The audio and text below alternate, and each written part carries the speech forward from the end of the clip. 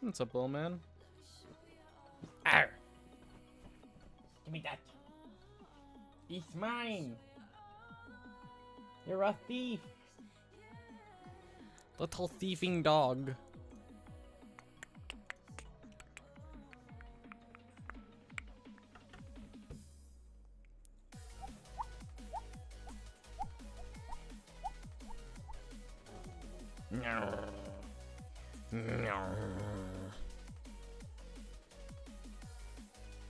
Oh, Deathroid. Up, chat.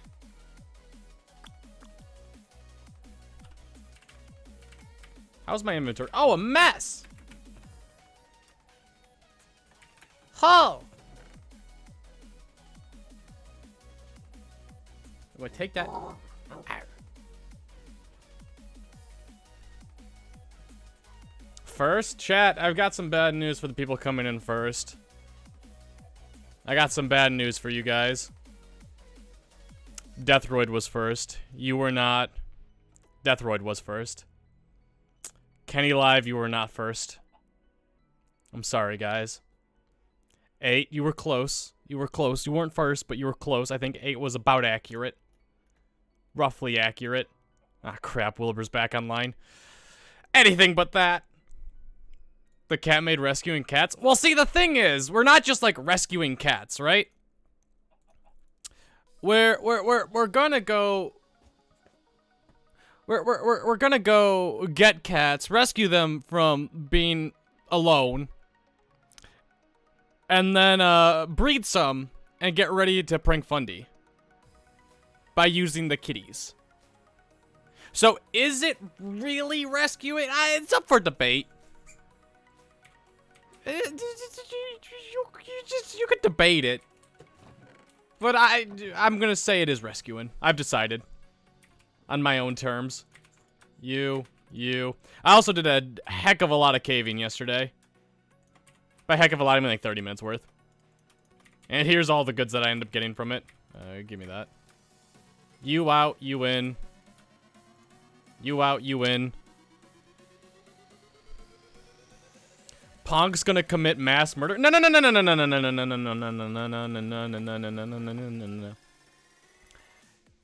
He won't. Because I'll be angry. And everyone should know by now that you don't want an angry H-bomb. Why is the title misspelled? Oh, you're right. How do you spell rescuing? Yeah, there's no E. That's why it looked wrong.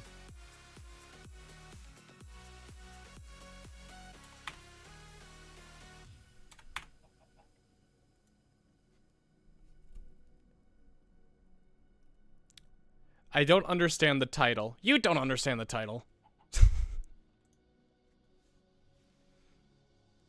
So glad I could catch a stream. Welcome, everyone. Oh, we're getting a ton of follows, too. Welcome, everybody. I'm first. I think you're nowhere near it, boss. The people that are always first are the ones that are already, like, in the lobby waiting. I stream roughly the same day, or same time every single... Or 5 days a week, pretty much. Yo, third... Wait, how do I say that name? Your name's hard. Where's my Streamlabs? It went by so fast. Third Maradar? Marauder? Yo, thank you for the Twitch Prime. Welcome, HBomb94 community. Hope you enjoyed the sub as a emote. Isaiah, thank you for the 2 months as well. Thank you. Thank you for eyeing me. Did you guys know you can subscribe for free by using Twitch Prime every single month? I just used mine a few days ago. Feels good, man. Teehee, HBomb. No. Okay, so chat, what's the best way of getting cats? We have to go rescue cats. Is it just go looking for a village? Daisy Not Quake, thank you for the 7 months. Good morning, H. Good morning. We're decorating for Christmas in my house today. Oh. I've talked about this before. My mom and my sister have a bit of OCD. And they tend to go nuts. Come on, buddy. Go nuts with the whole celebration of Christmas. Recently, it's gotten a lot better. They stopped caring so much. You're not the best at protecting cats, HBoob.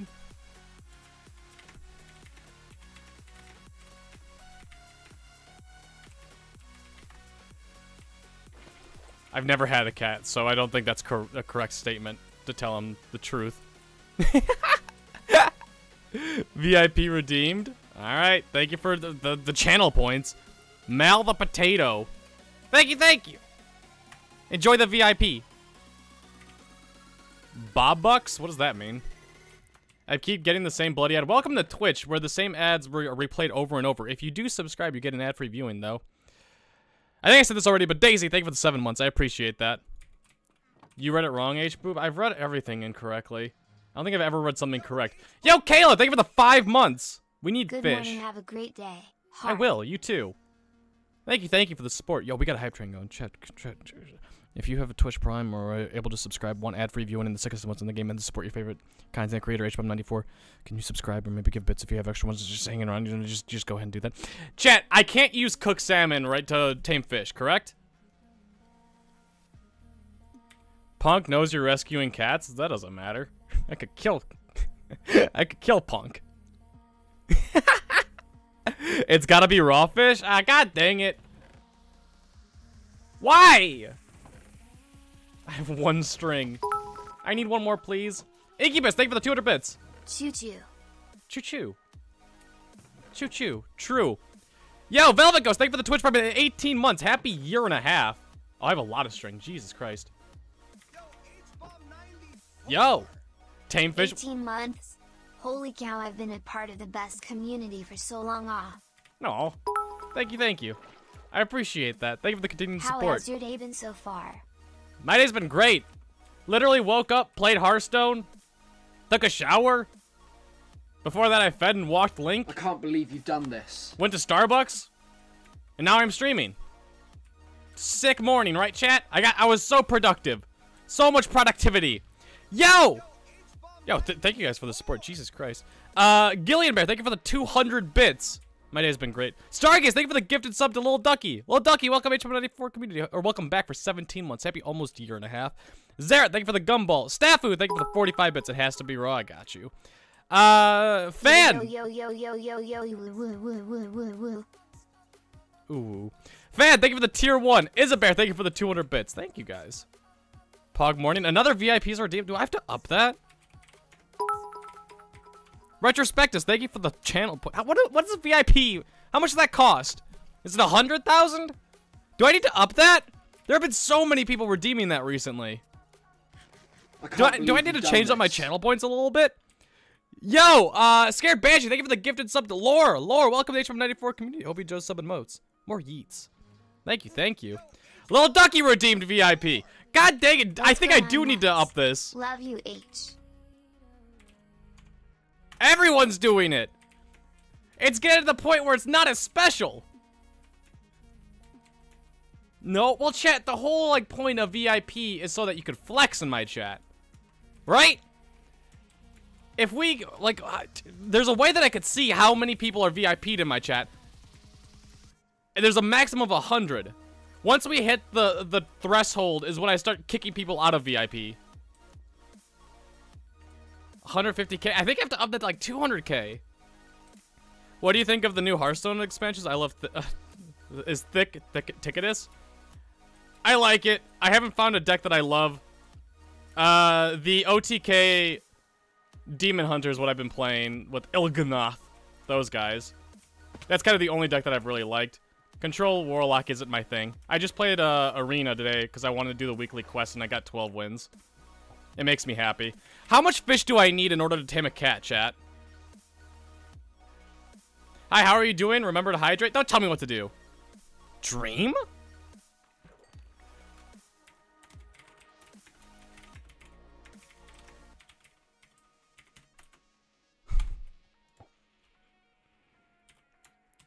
Dream?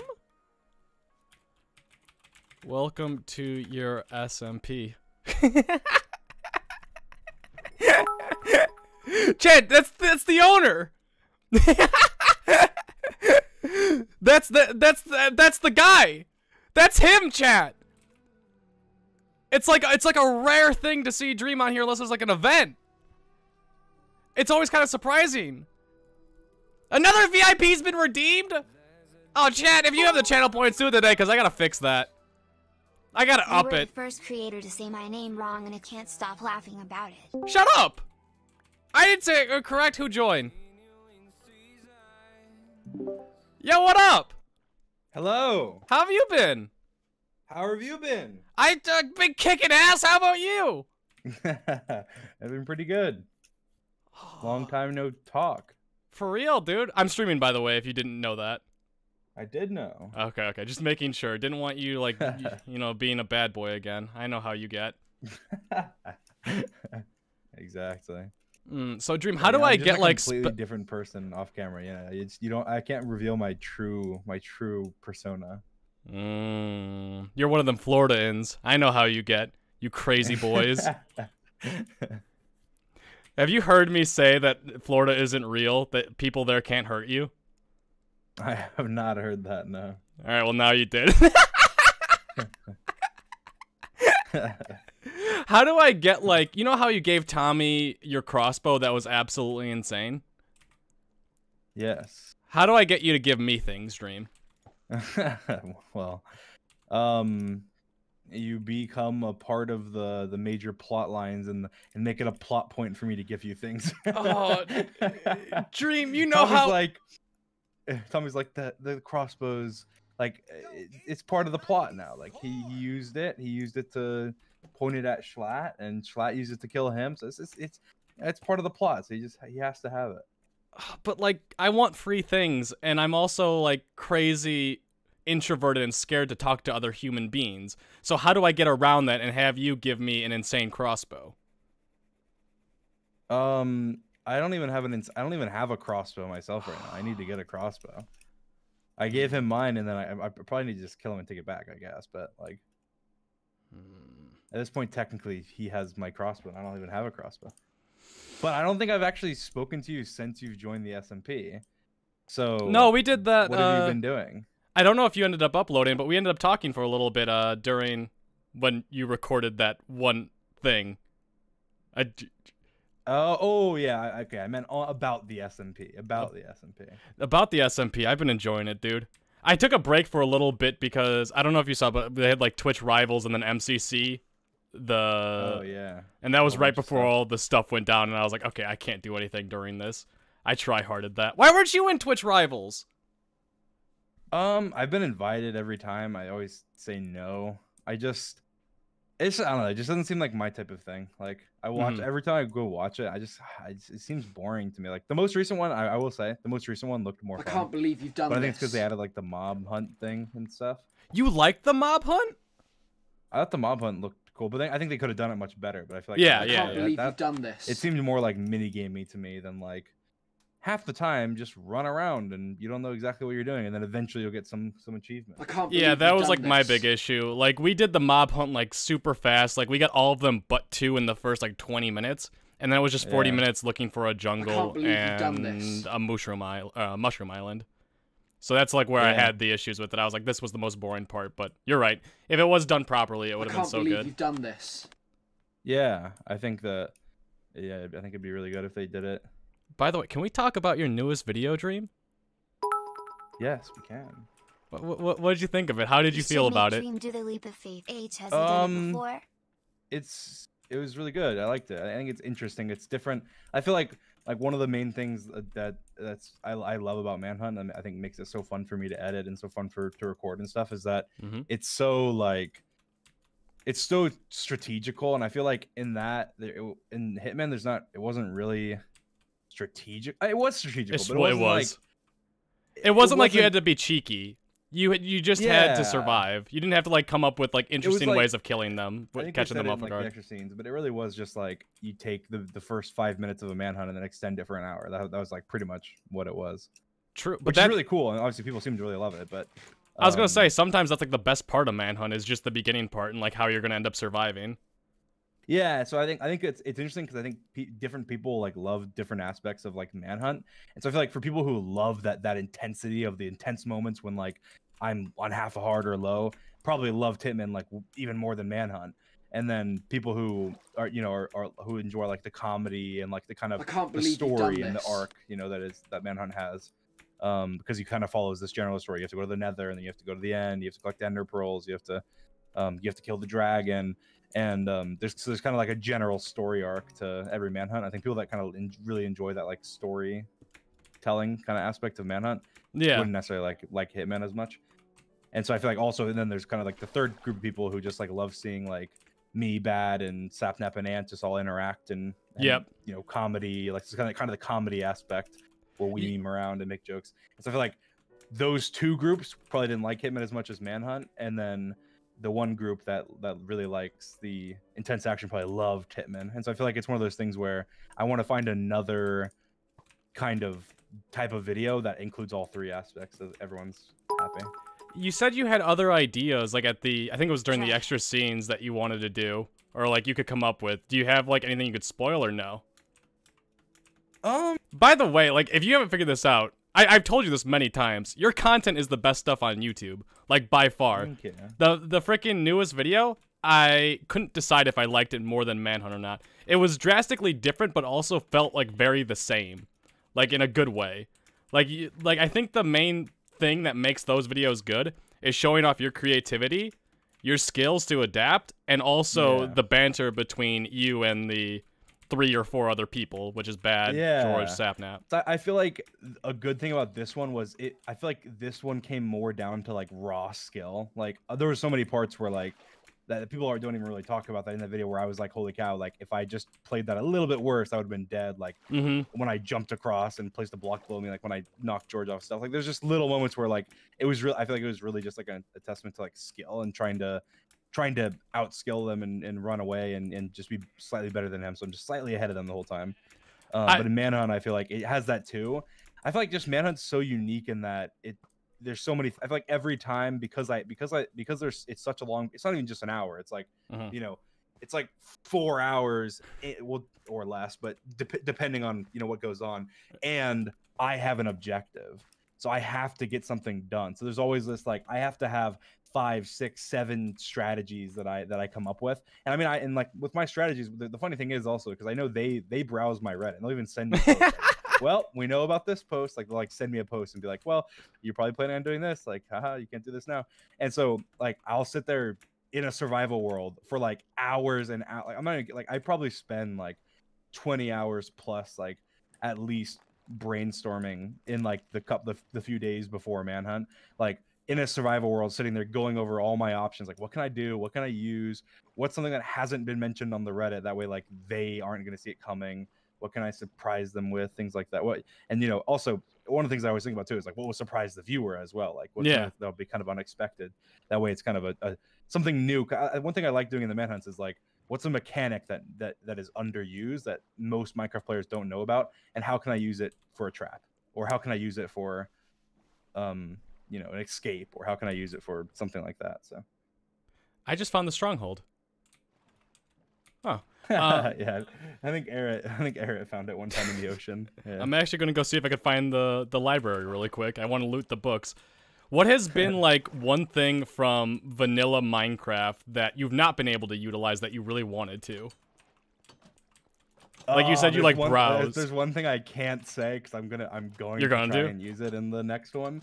But I think there's so many different mechanics that I've wanted to use that most of them, there's so many things that I'm just like waiting for something to happen and I'll be able to do it. But there's certain things like as an example, the Frostwalker thing, I had that idea, like, so I didn't just come up with that on the spot. Like I had that idea before, but really? I had it like back like originally. Like, because when I was going through everything, I'm like, what? Because one of the things I did, I was like, okay, what's every enchantment that I could possibly use, like in a trap or to escape? And one of them, Frostwalker is such a unique enchantment that it just stands out. Like it's just so obvious. Like Frostwalker, that's so obvious. I didn't think about like, oh, I'll tower over a lake or anything like that. But I did think like, oh, I could use it like for ice, like to cover water. Like that's so easy. But then I'm like, nah, I'll never get it. and then it's like you get it, you know, Yeah. like, eventually. Because when you're playing these, like, even if every time I'm looting so many things every manhunt that like I'm bound to eventually get every achievement. Like I'm not every achievement, every enchantment. So like at some point, you do such a good job of debating them entirely that it's kind of impressive and scary at the same time.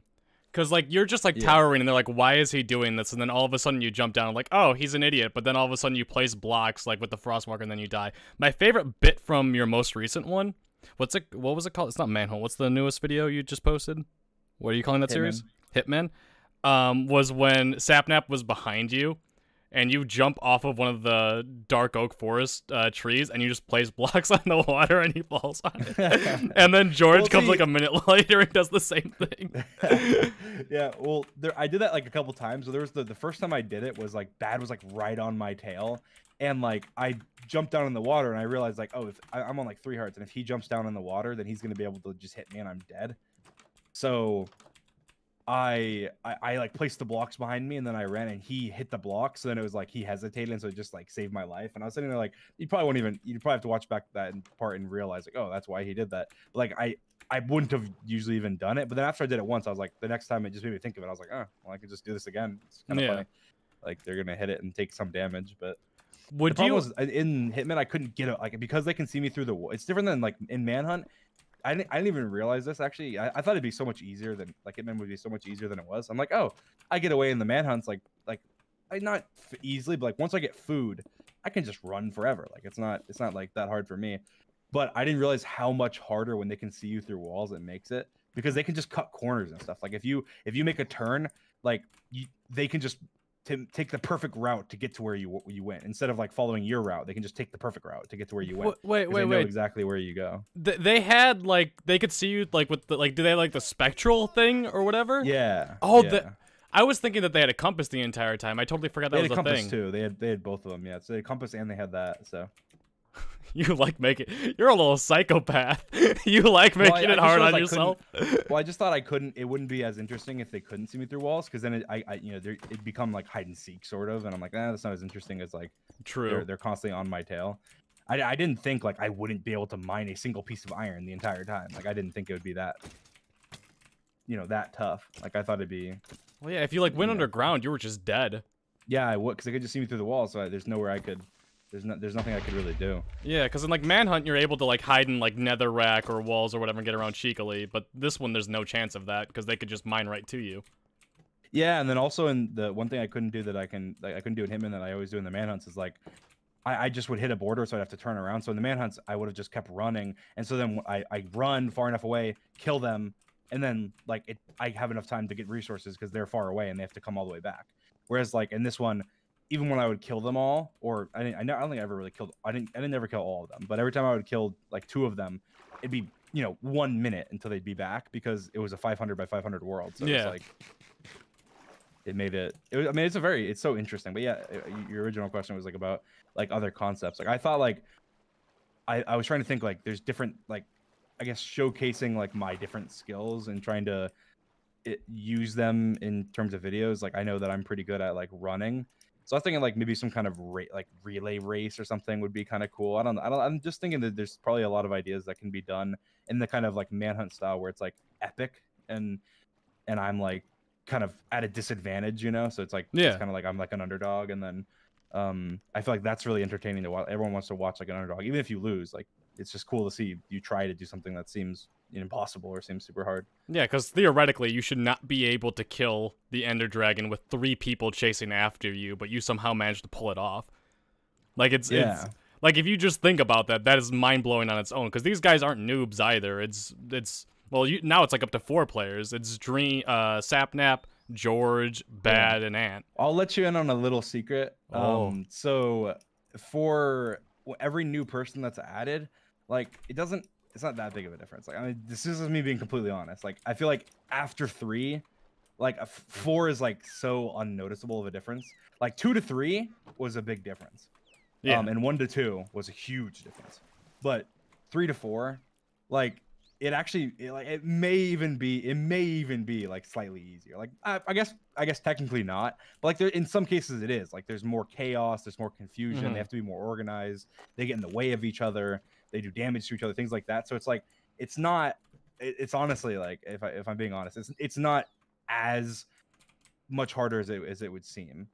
I feel like there's certain I feel like yeah, at the beginning like jumping from 1 to 2 is big, 2 to 3 is like smaller, 3 to 4 is smaller, but I feel like you'd have to start jumping 2 to get the same effect like as you got from jumping from like 2 to 3.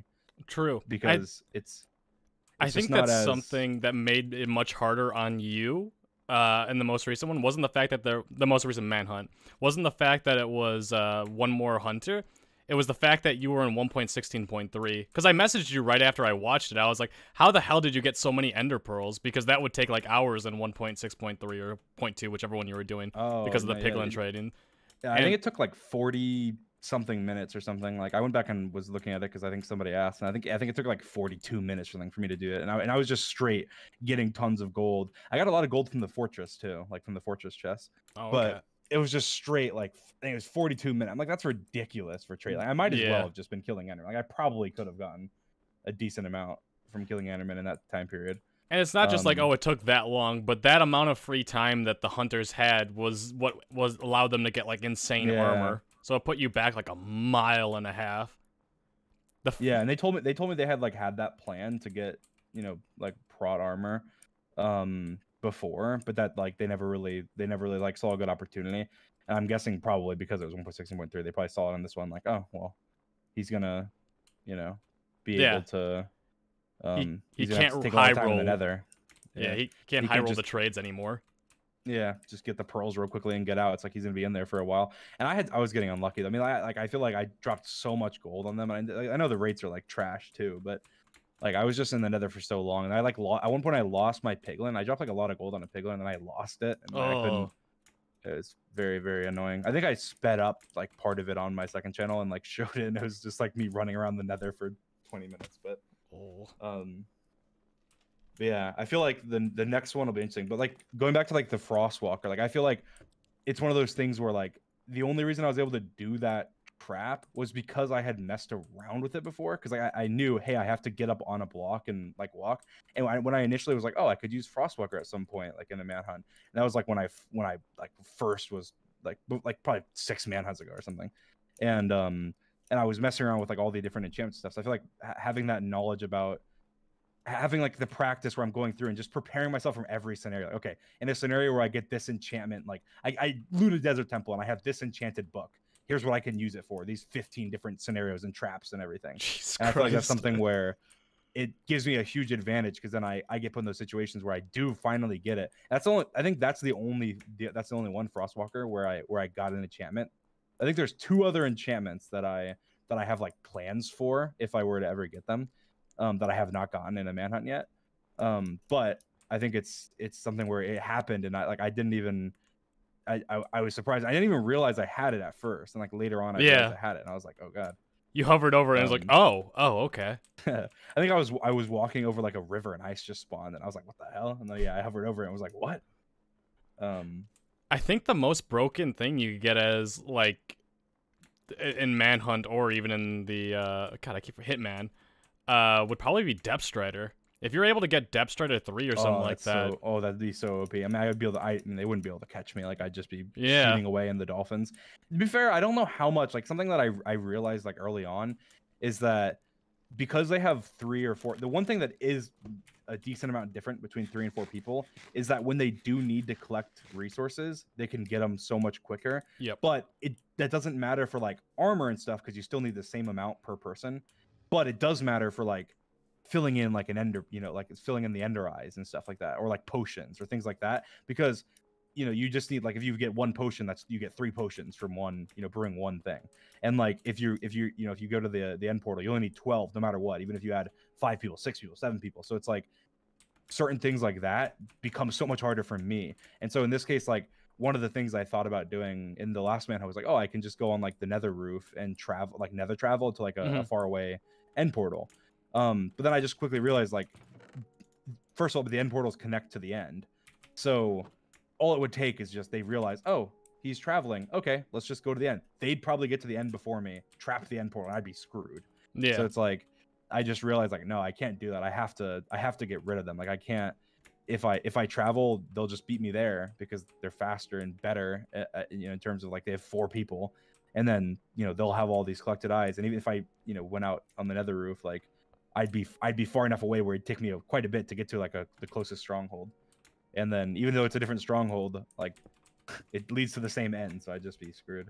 Yeah. Another one of my favorite things that I've been noticing is they're starting to learn more and more, the hunters. Like Bad was making it like a mission to make sure that they sleep in as many beds as possible in the recent Manhunt. I'm like, good job, Bad. That's so good. I love that you ended up like falling and jumping on one too. That was so. Everything about it is so good. Hitmen? Yeah. They're sleeping all the time. Yeah. And I feel like they're learning different strategies and picking up on different things. And that's one of the things that it's kind of scary as well. Is that, but it's interesting because I feel like there's almost never not a counter. And like I'm telling you, like I've already gone through because like, we're recording the next Manhunt in the next couple days.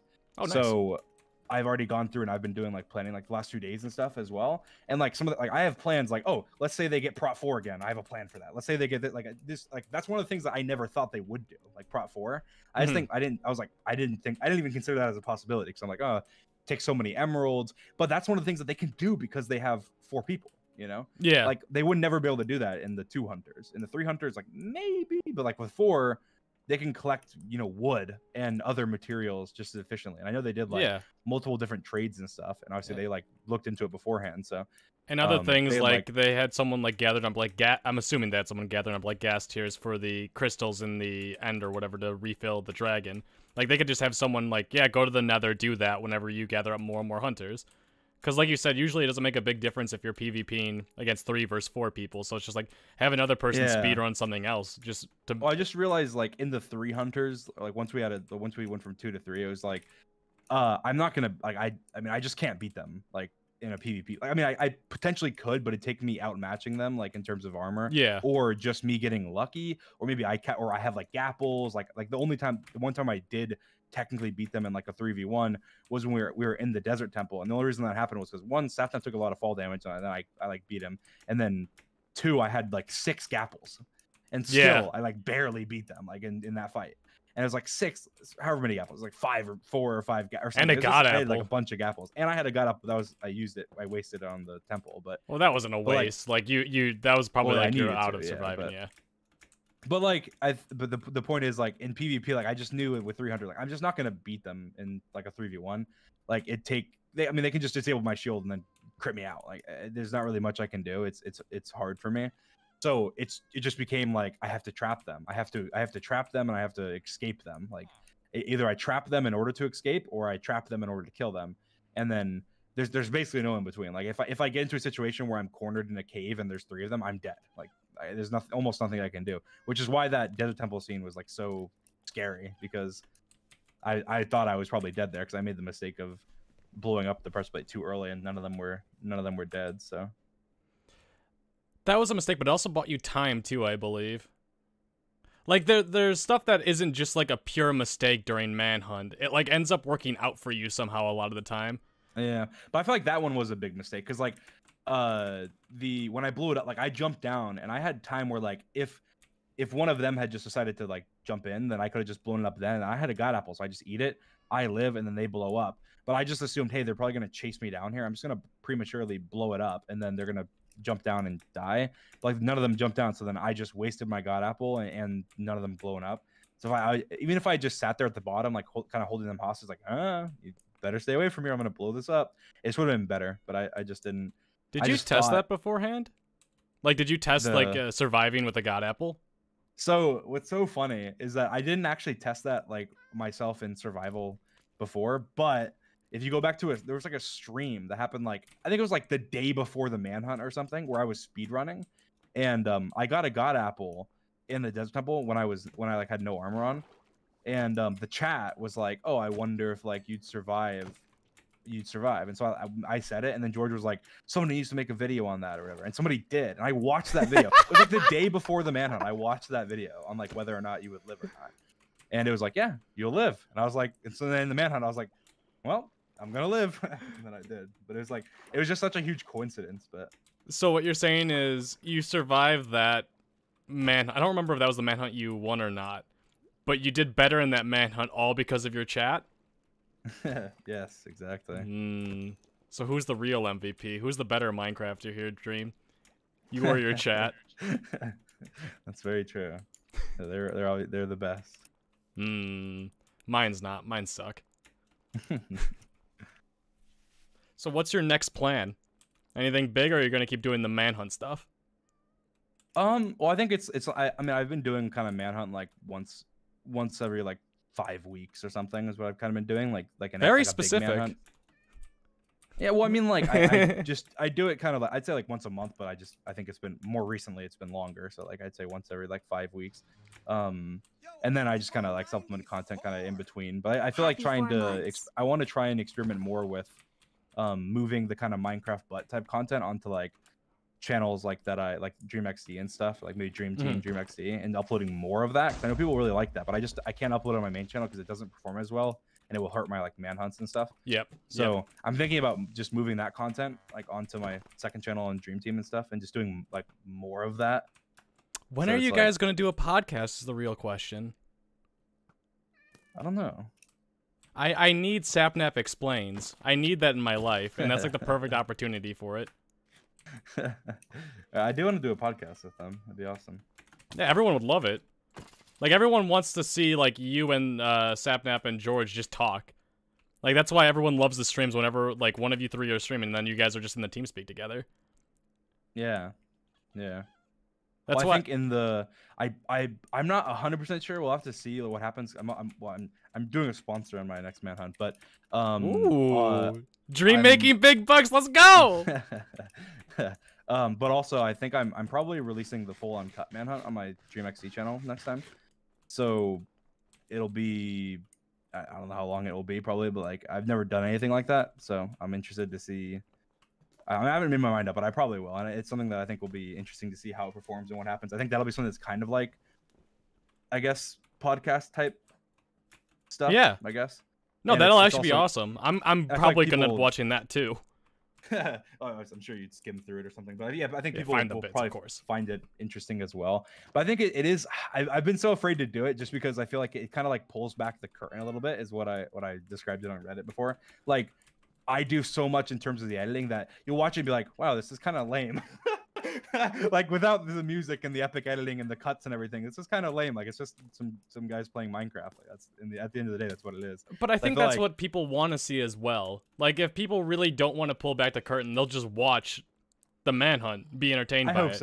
I hope so. That's why that's like the main reason I haven't done it before. But I just feel like it's something where like, because I watch it and I go, yeah, like if I'm watching this, like it just seems it's like, how did this become like how does this become the main channel video, you know? Like I feel like genuinely you'll watch it and be like, wow. Like I think maybe people will have more of an appreciation for the editing after that, but I feel like I watch it and go like, interesting, this is boring, like at certain parts, because like I feel like the music really does set the tune and everything. So would you ever just like hire an editor? You said, do you edit like all of your Manhunts and all your main channel videos? Yeah, I do. I've thought about hiring an editor for like Minecraft butts and stuff.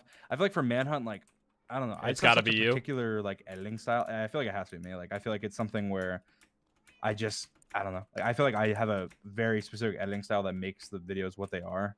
And I feel like without that, it would be. And I feel like it's a lot. I feel like a lot of Joel? it is. Sorry, Joel's in the chat. I get excited whenever I see him. I love him. Like I get that, but like what you could also do. One of my friends did this a while ago. Is he hired an editor just to kind of pinpoint out, like kind of like pick apart long ass recordings. So if you're doing like a 4-hour plus record, you probably know like the parts that you already want to cut out. So maybe it's not that big of a deal. But for like funny bits and stuff like that, just having an editor or like, what's assistant? Would kind of be a word. I think I finish if you editing could choose the your video. MCC team, how many I'd say dogs probably like would it have? not like ignoring the audio. The video, like 2 hours. Something really? Like something like that. Yeah, like 2.5 hours. And then the music and the audio, probably 8 hours or something, like yeah, or more. And it's really, I mean, like there's like I feel like I spend like hours just like searching for what songs to put in certain places and what songs I want to use at all, and like just listening to music and being like, this doesn't really fit how I want. And then on top of that, taking like a song, like so many songs that I take, and then I make sure like they transition into the next song where it sounds like it's like a score that's been scored for the Manhunt, you know, and things like that, or I'll make, you know, adjusting like the volume at certain parts of tracks, and there's been many times where I like cut certain parts of songs and I copied and pasted them. That way it's kind of like this, like a certain beat that I really like, so I like make it so, and you have to make it so it fades nicely, so it's not just like, it's like kind of audio design, but yeah. Would you ever hire someone to like make music for you? The guy that I use, like I feel like there's some guy that I use most of his, like I like a lot of his music, and I use a lot of his music in Manhunt, and I actually emailed him, and I think he said it was a while ago, actually, like months ago, and I think he said he would be interested in doing it, and I don't remember why I don't think I followed up actually, but I probably should, but I think I just was like, it's working how it is. You should follow up, dude. That'd be sick. Yeah, it would be sick. It'd be awesome. Oh, why are we guys talking about colors of what science is and math is in my chat? God, I don't look at you guys for like 5 minutes and you all go nuts. All right, now the true question comes out, Dream. This is just straight up an interview on you, by the way. I hope you knew this is what you signed up for when you joined the call. What'd you think of Parkour Tag? Welcome.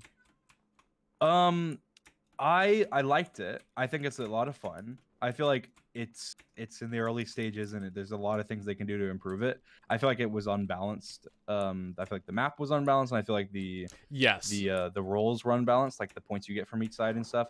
And I feel like this is what I suggested in the Discord, and I think you probably saw, but yeah. I think that the runners should be able to see the hunter through walls, just like the hunter can see the runner through walls.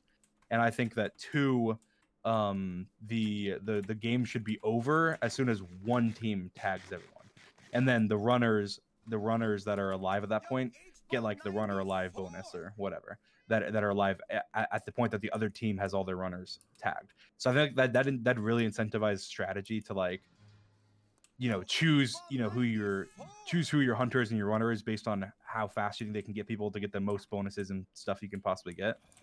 True. I actually like that a lot. I feel like that'd be my opinion. That's how I thought it worked. I thought that's how it worked. Whenever it first started, so I was confused whenever I tagged everybody and my team was still going. I was like, wait, you guys are still going? Did you watch like everyone's perspectives of the first round? I did. Yeah, I did. Everyone butchered round 1. Everyone was done in like 22 seconds. It was just over in the blink of an eye. Yeah. I was watching Lumina's, and he was in the chat, and he was like, don't watch this, and he's just crouching behind a wall hoping he doesn't find him. Yeah, because some people didn't even realize you could see them through the walls and stuff. But I exactly thought that too, to be honest. I was trying to be cheeky during the first round. I was like, oh, never mind, I can't do that. Yeah. I'm excited for it. I can't wait to see it evolve. I think it was my favorite game to watch, to be honest. Like, just watching everyone's perspective of it. It was really entertaining after round 1. Round 1 was a disaster for everyone, but that's because it's... Yeah, as much as I was like giving critiques, like I think it was a very, very fun game. Probably one of my favorite games that were played last MCC. I feel like the only thing I feel like the being able to see the hunter through the walls is a must. Like there were so many times where people just got, like, I'm watching perspective, they just have no idea where the hunter is, and they just like run towards the hunter and then get tagged. And like they were doing such a good job running until that happened, and so the hunter can kind of like do these attacks where they don't even do anything and don't even mean to do it, and just cut off the runner because they can see through walls. And if you could see the hunter through walls, I feel like it'd be so much more like skill based, because you'd be able to fully like avoid the hunter and know where the hunter is. I feel like that's the only thing that I feel like is probably like a must. I feel like the other thing isn't, but hello, Scott. For Parkour Tag, I think the map, like you said this earlier, the map was a little unbalanced. I think the left side was really, really good compared to the right side. Not even close. The left side was so much better. Yeah. Luckily, I think like everyone's perspective I saw, like the best player was usually on there. Like whoever was on the left side on our side was like always Fundy or Burren whenever he wasn't hunting. And it was just like, yeah, he's going to survive the longest. which was great. Yeah. It's also I good just had and this little bad. spot where like they couldn't reach me from the floor, and so they had to go behind me. And so I would just wait until they like, okay, they'd like keep trying, like, okay, can I get him from the front? Can I get him from the side? All right, I'm gonna go around him. And then as soon as they try to go around me, I just jump off and run the opposite direction. Yeah. There was I liked your spot like at the beginning where you were behind a wall, crouching like on a trap door. Oh, that's what I was talking about. Yep, Yeah, they can't reach me from then. So that was the really, really good spot that I enjoyed watching too. I never was on that side. I was always on the right side. It would usually go. The hunter would always target the person in the middle first, and for us, I think that was Nikki. And then it would usually go left side, and then they'd save the person on the right for last. Was what I was constantly noticing during that. I feel like the middle, the one thing that could have, because I think someone said in chat like, well, you could have gone to any side, but it's like, the problem is I think that the main thing I think that had the problem with the map is that the middle was like so open, so there was only a left and a right side, and so like I think the middle should have been like buildings and stuff, just like the sides maybe, because then really anywhere you go you can have like you can parkour and run and stuff, and then on top of that it's not going to be like two people on one side always. It can be like it can actually be split, you know, 1-1 and 1, because this time there was like multiple rounds where just like, especially when I was watching the VODs, there were so many times where two people would be like right next to each other and just get tagged boom boom like back to back, because like there's only 3 places, I mean there's only 2 places you can go, so 2 of you are going to go to the same place basically. So would you want the map to be bigger or just different? I think having the map be like slightly bigger, maybe, or I mean, I guess it could be the same, but I feel like slightly bigger, and then like have the middle of the arena be like, the middle of the arena be, you know, just as like packed as the sides and stuff, maybe. Yeah, I don't know. Well, Scott's here. We could ask Scott. Do we plan on like changing the map up, kind of like we do with Battle Box every time, or is it gonna be similar to like Sky Battle, where it's like, or Ace Race for that matter, where it's the same map majority of the time, and then we end up changing it when we feel like it's necessary? I feel like it's easy enough probably to change. There'll be new ones, I'm sure. True. Yeah, I mean, if I had to guess, I'd say. Well, it's a hard game to design too. Like, in fairness, like you have to make it like balanced for both sides, which makes it a lot more difficult than just going in and being like, oh, I like this design or anything like that. Yeah. Like, it just can't be just pretty. So it does make it a little bit harder than that. Scott said it'll be more like Battle Box where we swap it every time, but once we have like 5 or 6, it'll be in rotation. Oh, that's perfect. I love that. Battle Box is so well done. So wait, are we gonna do like chat votes for Battle Box every MCC now, or was that just like a one-time thing? I feel like it was probably a one-time thing for the anniversary, but true. Maybe not. Dude, my favorite day of the month is always whenever teams are being announced. It makes me so happy seeing chat's reaction to it. Yeah, that's awesome. That was an anniversary thing? I gotcha. It was fun, though. Parkour Tag, I think, was my favorite game in the most recent one. I can't believe But that's you've also done this. might be because it's new. I genuinely love Sands of Time and Ace Race. How'd you do in Ace Race, Dream? I did pretty good. I think I got number 7 or something. I don't remember though. I definitely got top 10, I think. There we go. Dude, I just at the beginning I kept trying to do the shortcut and I just kept missing it, and then I started getting it later on, and then I was doing fine, but I don't know. I think if I do better on it next time if we do that same map again, because I'd just be able to hit the shortcut. Well, the thing was, like, I did a timer between me and Fruit, which I took the long way around, like, not even doing, like, the simple jump over the lava after that. And there wasn't much of a difference with the shortcut, honestly. Like, it felt roughly the same. I could be wrong, but I just, like, lined up my perspective and Fruit's perspective, and it was roughly the same amount of time. Maybe a few more steps. So if you're failing that jump, or, like, I feel like you, Fruit, Tapple, Techno, Pete, should have no issue taking the risks, but like someone like me who's not like amazing at parkour shouldn't be taking those risks. It's not worth it at all. Yeah. I love Sands of Time. You killed Sands of Time, by the way. Yeah, I feel like what's weird is I did, but then I did the 20% bank thing. Oh, I was such an idiot. I don't know why I did that. I think it's I was just kind of I knew we weren't going to make it to dodgeable. I was reading my chat and I could see the people were talking about the other scores of teams, and so I knew. Oh, don't listen to them. They're always wrong. They always say we're miles behind. They were right, but I was like I knew our team wasn't gonna get to dodgeball unless I tried to play risky, but like my team was convincing me not to go for the TNT, so I was like, oh, all right, fine, I won't go for the TNT. But then I was like, you know what, guys, we're not gonna do it. I'm gonna bank my coins and then go for the TNT. And then I just couldn't find the TNT, so I was like, I just banked my coin. I just lost 20% for no reason, but the 20% didn't matter as a whole. I think the big it didn't matter, but it was just to me. I was like, oh, that was dumb. I just lost 20% of my coins for no reason. It was just a dumb decision, but. Something that I'm noticing in Sands of Time is we're getting a lot, or maybe it's just my perspective. I'm getting like no sand. I'm getting like so many gold, but just no sand. Because I always go, something that I've noticed that I like doing, which also maybe you should do as well, is constantly, everyone on the team never really goes underneath the nether portal. We kind of like space out and forget about that. So I always do that immediately first, just so we get it out of the way and no one's like, oh, did someone go under here or not? But like I've noticed going that way every single time I get no sand and a lot of coins. So I feel like that's good for someone like you, because if you're getting a lot of sand, that usually means you have to come back quicker and like refill the timer or give it to whoever's in the middle doing the timer. But I just kind of run, but my mindset's kind of just like just keep being on the move the whole time. Like if you're on the move the whole time, then you're doing good. Like you're doing good. Like and I just try and do the risky parkours, but not the like super risky parkour. So if there's like a little bit of lava, I'll go. If it's like a lava pit, I'm not gonna go near that. Yeah. And then I make sure I break all the spawners and I don't waste my time on mobs too much. And then I just clear areas really quickly with torches and stuff. And then I feel like I'm just really, I feel like I don't know, I feel like I'm probably one of the better Sand of Times players in terms of just clearing things out. Yeah. At the beginning I was taking too many risks, and so I ended up getting locked out twice, as people were like saying that. But like the last like 3 MCCs, I'm pretty sure I've gotten like a lot of coins, and I haven't gotten locked out at all. Other than this time I did get locked out, but I got locked out with 0 coins. So technically I did bank my coins. I just banked it through the Sphinx. So I think you were the first person I saw. Scott, what did you do, by the way? I couldn't tell what you did.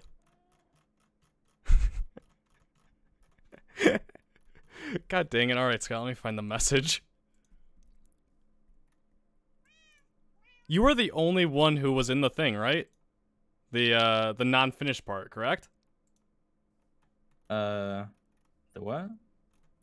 Like the Scott or me? You. Like the part where like someone died or didn't go through the nether portal in Sands of Time, right? Oh, yeah, no, I was. But yeah, because I banked in the Sphinx, and then I had no coins, but I didn't get any more coins, so. Scott said, in terms of the Hunter glow, I did push for it, but I don't think we are doing it. They want to give people time to get used to the game before making changes, as the testers never had an issue with not seeing the Hunters. I don't think it's an issue, but it's more of a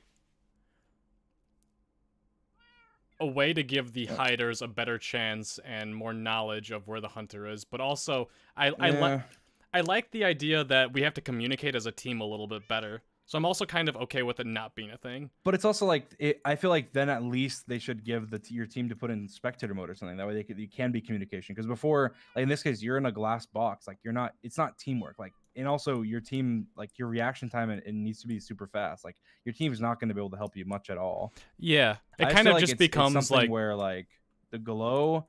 I feel like the glow is like very important. I feel like maybe the reason the testers wouldn't, maybe the reason they wouldn't have a problem with it is because they're all very, very, very, very good. I've played with the testers; they're very good.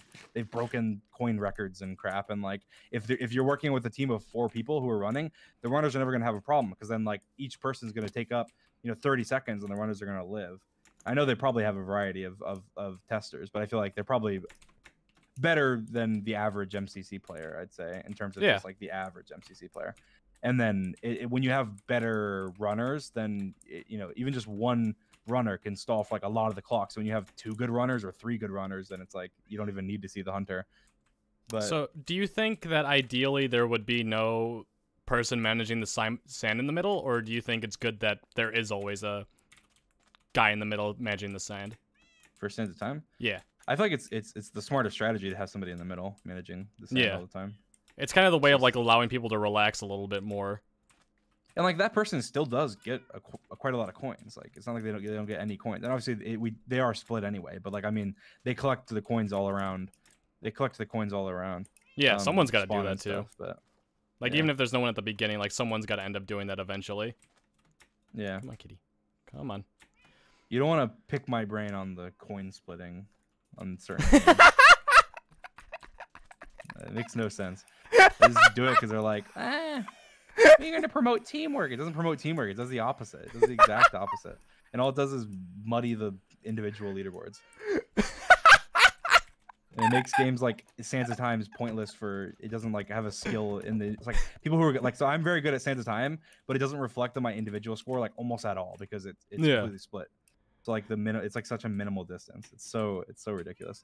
And like it's even though Sands of Time is a team game, it's so individual based your coin. And it's the reason why the same people get, you know, a large amount of coins every time. And it's the same thing with bingo. Like there's a reason you get the most, you know, you and Quig and stuff get the most completions in bingo. Like it's not obviously your team is a big part, but it would if it was completely up to the team, then it wouldn't be the same people consistently getting the top bingos. Fair. I do my best to not think about the individual score. It does pop into my mind a lot, and it does make me think a little bit more. It doesn't really matter, but in terms of like for me, I play the event because I'm competitive. I wouldn't play the event if it was just for fun. Like if I thought hey I don't feel competitive in this, I just wouldn't play. Like I'm not fair. I just don't I don't know. I don't like just strictly for fun things in terms of that. So it's like I know the average player isn't like that, but I know there's quite a few players who probably wouldn't necessarily play if it was just I feel like maybe you're not in this boat, but I know you're super competitive. So I feel like you kind of are in that you probably would enjoy it much less if you didn't feel super competitive. Yeah, you know? No, my favorite MCCs have been the ones where not necessarily like we're like doing the best or anything like that, but it's where we're all trying the best because I feel like that's when it makes the best content too. Yeah. Exactly. But I also am not gonna like yeah, like I want to be going up against good players too, but I'm also just like not trying to be like I have to win or anything like that. Oh, exactly. I do get upset when I lose. The same way. Yeah, exactly. And I feel the same way. Like in my case, like I don't like, and I've obviously I feel like I'm a fairly good sport, but I know I've had moments where like I don't like things that are anti-competitive happening, which is why in the past I've gone upset at some things. But like in MCC generally, like I feel like when I go into MCC. I have no expectations for my team, and I have all expectations for myself. And when I go in, I really want to win as a team. I 100% would prefer a team win over an individual win. Yeah. But if my team loses and I do bad, I'm going to be upset. And so it's like, I think the individual boards is a really good way to like kind of judge yourself. And like, you always want to do better, and you always want to push yourself to like higher limits and stuff. And then if it's just inaccurate, then it's more annoying. I feel like that's something they probably should do. Fair. I'm like I said, I do my best just to not think about it. I'm not like the #1 player or anything like that. So like I'm most likely never gonna be #1, and I'm okay with that because I know my skill level. I'm gonna kill this cat. You could be. I feel like you could get a #1 performance, but I feel like it would just. I mean, I'm just gonna say it. I think probably with the current individual leaderboards, you wouldn't. But I feel like if they fixed it so it was more accurate of performance, like overall, I feel like they should just run an analysis, like and go, what truly are the games that like as an example, I feel like Build Mart is one of those things where it probably should be split, because it is like almost completely like there's builds that are just totally. Like it's almost completely, and you're not doing much. But like I feel like Sands of Times is a game where there's such a difference between people who do well and do good and do bad. And like if your teammate dies or something, or that's not your fault. Like there was one time when I died, and I was the difference between Techno placing 7th and 2nd, and like that sucks. Like, that shouldn't be the case. Like I made a mistake, and Techno paid for it by 5 leaderboard spaces. Like and obviously. I still would have. My place wasn't hurt that much. Like I mean, it was still hurt, but like it wasn't hurt that much. But I like that. Okay, so I'm against you on this. I want Sands of Time to be shared, just because I feel bad if, like you said, like the middle person gets a lot of coins, but they're not running off, but they're being like an important thing. I'd feel bad if I got like I got like 2,000 more coins than Nikki this MCC, and she was doing the middle part. I don't think that her getting 400 coins shows how good she did during that. I think she deserves more than that. Yeah, I think that vaults should be split. That's what my opinion is. I think that it should be individual. Nothing should be split but the vaults, and the vaults are split amongst the team. It's split amongst the team.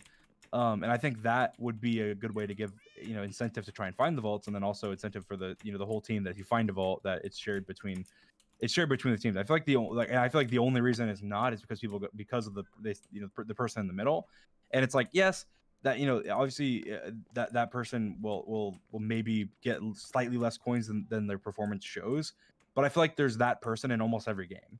There's the person who has less armor in, you know, in survival games. There's the person who has less armor in Sky Battle. Like, are you telling me that when you have the iron block at spawn that Nikki's grabbing it and putting on full iron armor? Like, no, you're grabbing it and you're putting on full iron armor, and she's suffering because of that. She's probably dying more and having a higher death rate. There's the person who bridges in Sky Battles. There's the person who places the wool in battle blocks that doesn't get the kills. There's just, every game has a person like that. It's just that in Sands of Times, for some reason, it warrants it being split because that person gets less.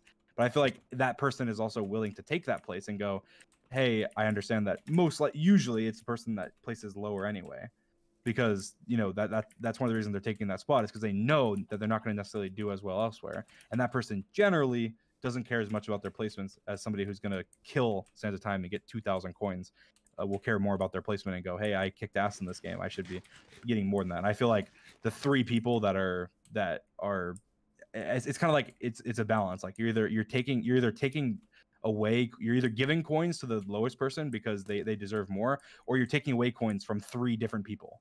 So it's like you're punishing three people rather than helping one person in order to punish three people rather than the other way around. And I feel like in every single game it's like that, but at Sand Times it's just because it's more obvious. Like sometimes it's more obvious, oh, there's a sand person, it's just more obvious. Yeah. That's why it's like split like that. I feel like bingo's more like bingo. I feel like bingo has way more of an excuse than Sands of Time, because it is, you could just toss somebody the materials and they just craft it. Like that's happened to me many times. And Sands of Time it's not like that. You don't just toss somebody the gold. Like if they have the gold, it's because they went and collected it themselves. You can't just give somebody gold. And if you split the vaults, then there's absolutely no way to just give somebody gold. So I feel like it's just completely. To me, it just doesn't make any sense. I don't. That's the biggest, I think, mistake MCC made in terms of like point balancing, I guess.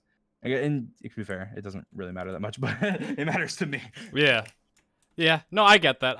Like, I mean, it just matters to me in my personal goals, and like I feel like anybody that's competitive, like I want to do as best as I can. And if I feel like I did really good this tournament, but my individual score is like much lower than it should be because I popped off in this game, and that was you know, instead of helping you know, my own personal goal, it got split out, and you know, no one else really cares, but I care. Yeah. I don't think there's a winning scenario. Why are you guys back here? I don't think there's a winning scenario though, because like you said, you're one of the few people that, me and you both, are very competitive. But there's a lot of people in the event that are there just for fun. And I think if we took away the coins from them, from the teamwork stuff, it would just suck and make less people enjoy it. Because, like, as a viewer, you want to see your players do good. And if you see them being sad about their personal score because they were doing things, like you said, like the bridging, that kind of stuff, and they don't get points for that, it kind of sucks, right? Like, it's just, there's no absolute winning in this scenario.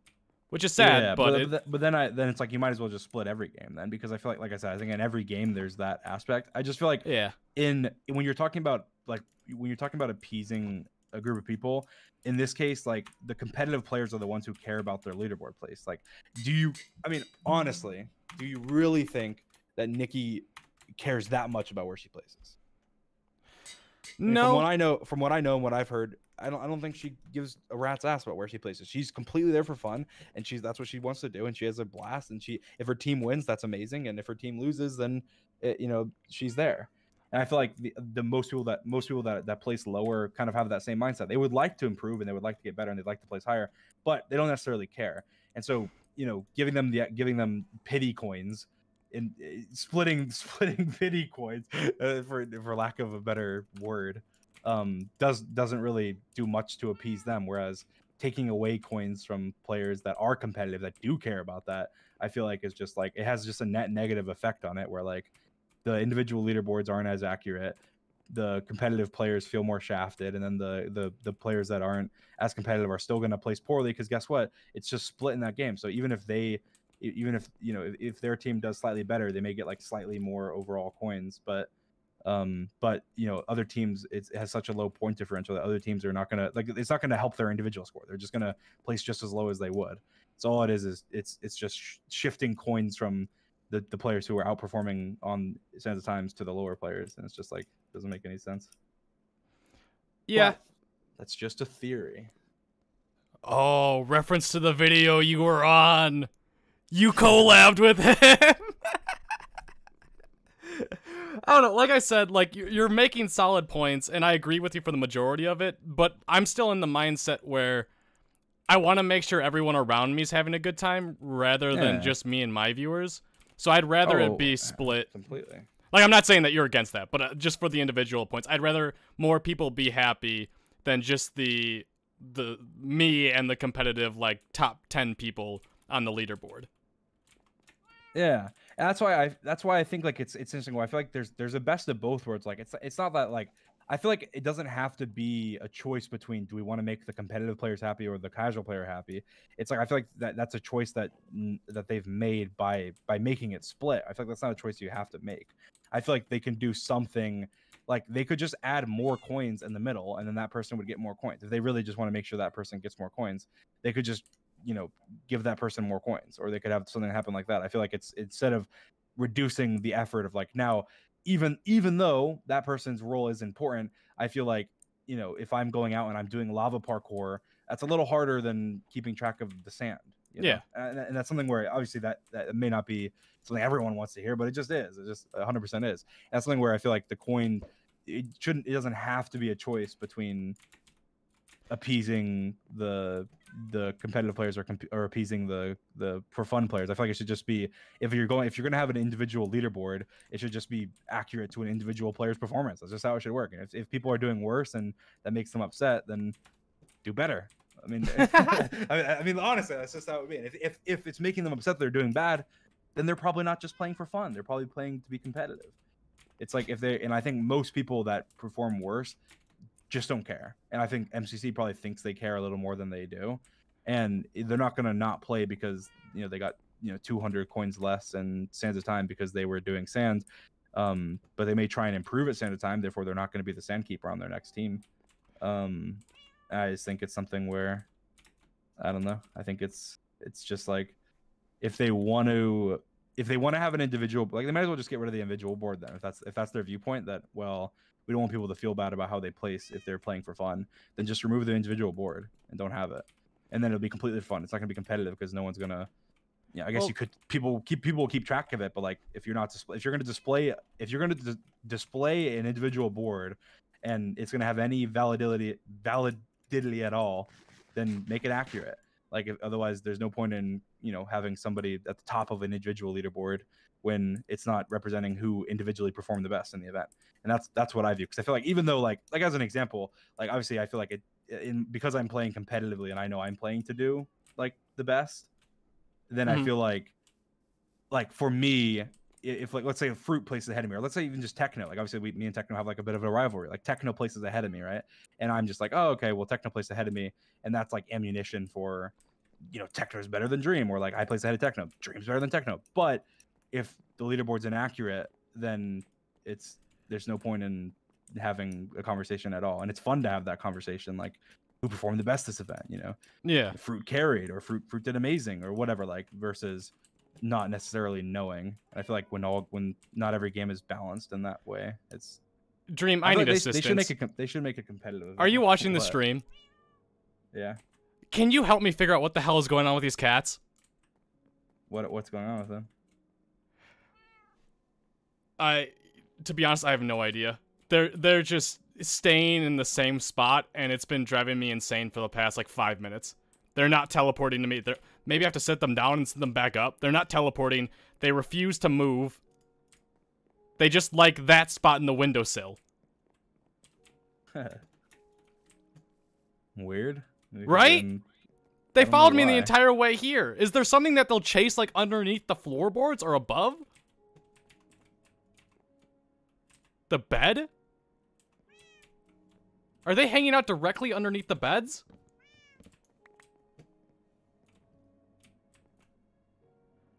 Was that really it?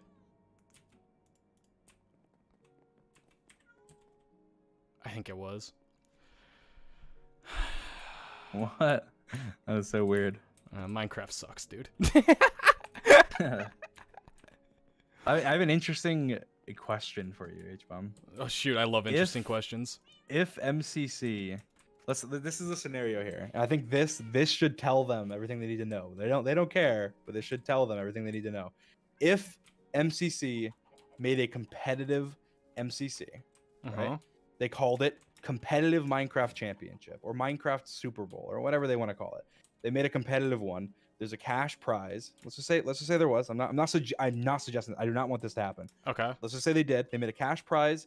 They made it so every game is more individual, and they're still team-based games, but there's more games like Battle Box and things where you can have an individual score that's more accurate. And they did that. Where do you think more players would play? What do you mean, like where people would want to play? Oh, they had to make a choice. They had to make a choice. Because I'm telling you, Techno, Fruit, me, like almost the whole top 20 are all going to the competitive event. And then who do you think's going to follow? The people that are, you know, that may not, that because people who play for fun, they're still playing competitively and they want to play, you know, they'd love to play in an event even if it is competitive. You know what I mean? Like even I feel like the simmers and stuff, like, you know, like I know they want to do better than they do, and they get hyped for MCC and stuff just as much as the rest of us, right? Yeah. I feel like that should tell them everything they need to know. That if they believed that was the case, that everyone, if they did a competitive event, like, you know, that almost everybody would probably go, oh, I'd rather play in that one than this one. Then yeah, you can have a. I feel like the problem is like Noxite thinks that you can't have a for fun event that's competitive. Like I think you can have the best of both worlds. You can have a competitive event that's also super fun. I would much rather play in the normal one, but if what you're saying is true, like if you, Fruit, Techno, like everyone went to the competitive one, I would lean towards going to that because I feel like that would be better content for me, but I'd rather there not be money on the line. I've said this in the past. Yeah, I think MCC is better because there's no money on the line. So maybe scrap the money part and just make it more that it's just a more competitive driven event somehow. I don't know. I guess just the removing the flaws of MCC in terms of competitiveness, that just like you know, less RNG and things like that. It's like, as an example, like instead of having the decision done with chickens, you know, blah blah whatever, you would actually have like your vote would be like there'd be like no RNG, you know. So it'd be like a competitive MCC that would have like less RNG. Now I think I think that there's kind of the best of both worlds where you can have a mixture. Like I think MCC is already not as competitive in a way where, what did S Major say? I just scroll up and see. Oh yeah, just click on his name and then you can see the mess. Or wait, maybe you can't. Oh yeah, that's why I think that money.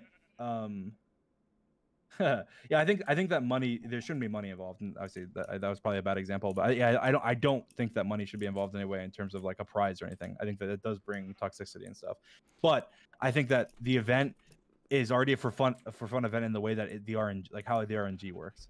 Like, you know, voting for games is completely RNG. There's boosts that are completely RNG. There's like negative things that happen that are completely RNG. The games have a lot of RNG to them. Dodgeball, you know, you could go up against like the top two teams. Like even if you dominate the event, you could still just lose in dodgeball. Yeah. Like there's so many different things that are RNG that even if you made it extremely competitive, it'd still be a for fun event, because you can't make a strictly competitive event that has all that RNG. It just doesn't work. So yeah, and also like I feel like. So the thing is, I use MCC as a way to meet new people. I say this on my stream a lot. I wouldn't be on the DreamSMP if it wasn't for MCC introducing me to you and all the other guys on here. Like, I actually just wouldn't be. I wouldn't know you. I would know of you, but I wouldn't know you. So I use it more as a way to meet new people, because I'm very antisocial. I don't go out and reach out to people very often. So Scott is like my wingman in introducing me to new people. And that's the way I've met, like, the hermit crafters and that kind of stuff. So if I had to choose between meeting the hermit crafters like False and Ren when I was on a team with them, or meeting the very, very competitive side of Minecraft with, like, the, like, very hardcore PvPers, I'd much rather meet the hermit crafters, because I know they're good people, and I'm aware of their well-being. not saying like PvPers are bad people, but most of the time they're younger, and I kind of try to avoid super young people that are very competitive because it ends up being a little bit toxic.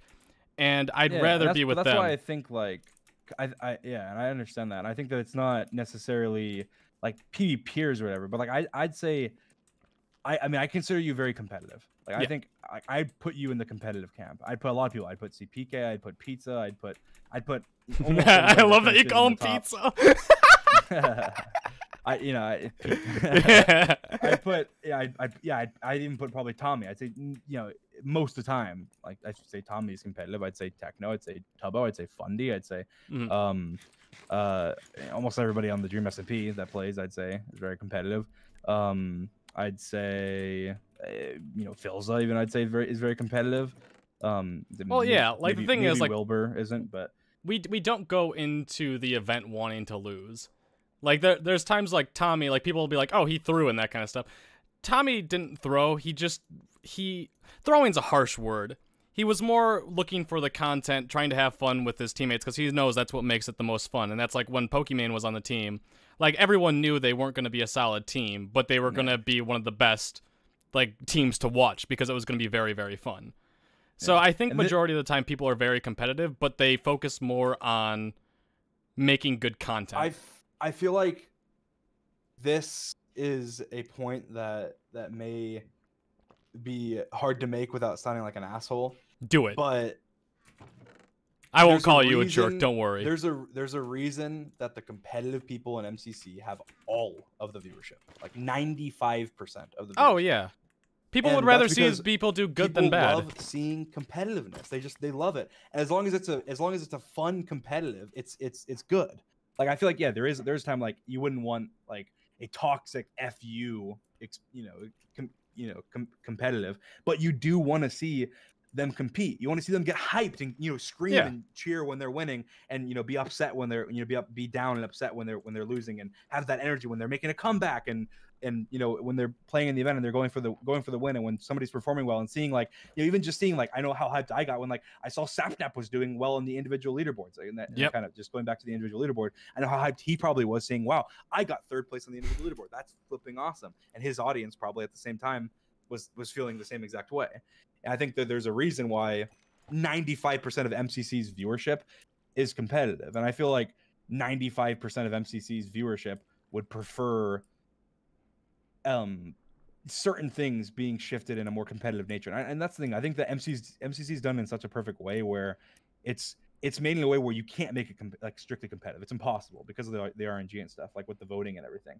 I think that's perfect, and that's why it works so well. There are power-ups I want gone. I hate the Uno flip one. I like RNG. I don't like that one.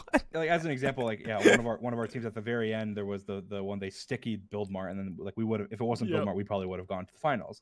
And it's like, and that's why it kind of and even though like that's kind of upsetting, but it's also like that's fine, it's whatever. But it's the reason why it's never going to be a strictly competitive event. I don't think that making the individual leaderboard would do anything negative. It would do everything positive, because then it would just create it would have a more accurate split amongst players. And I think even trying to do it for Buildmart and stuff would be good as well. Because like as an example, there's players that can perform really, really well in certain games and not get any individual leaderboard representation because they're in the games that are just split.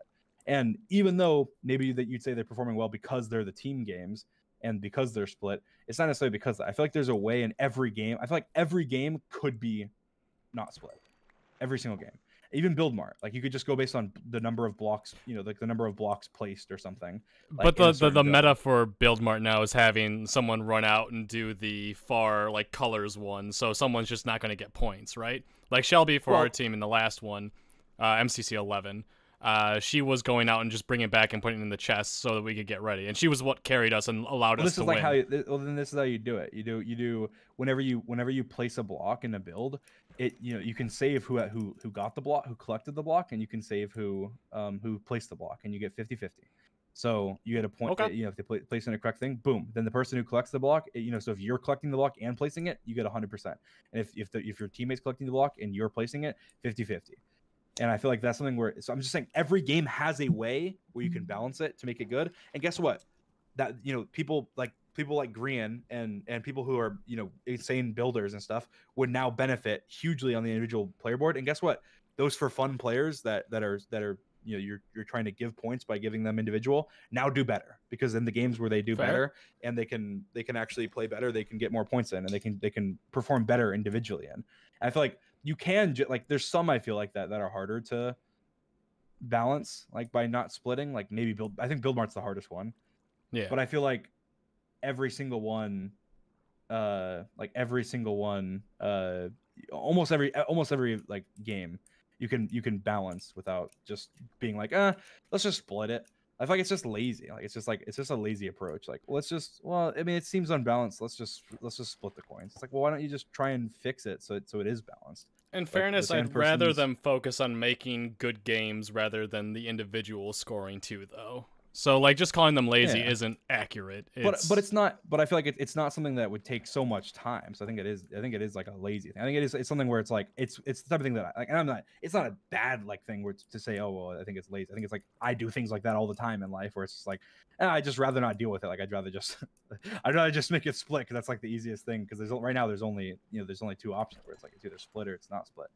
But I mean I feel like it's just like I don't know.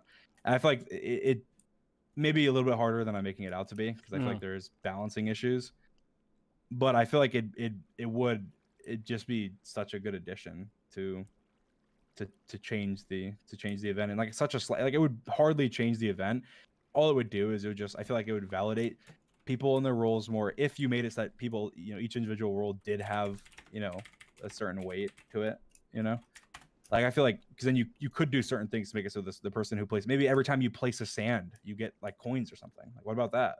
Like, I think there's certain ways where there are ways to balance it. I think that it can be done. So it can be. This whole like individual thing isn't a worry to me, but for someone like you, it definitely would be. Just because I could place higher, but I try my best just not to think about it. I try to make sure that other players on my team are happy. Because recently I've just been focusing on trying to make sure. I literally watched through all of False and Ren's last like MCC 8 or MCC 7 just to try and get a feel for them. Because they're going to be stuck with me for 2.5 hours plus, or whatever it ends up going on for. So I'd rather just make sure that is, rather than me performing, like, getting top 1 or top 2. But I do agree with, like, the individual scoring could be changed up to favor the players a little bit more. And I just don't want to put people down, is whenever I'm just thinking about that. Like, I want to make sure that people like Nikki, who came in 40th last time, I want to make sure she's happy rather than. Yeah, exactly. That's why I feel like there's a middle ground.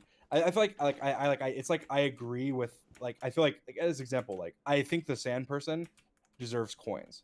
They play a crucial role, and they definitely deserve coins for playing that role.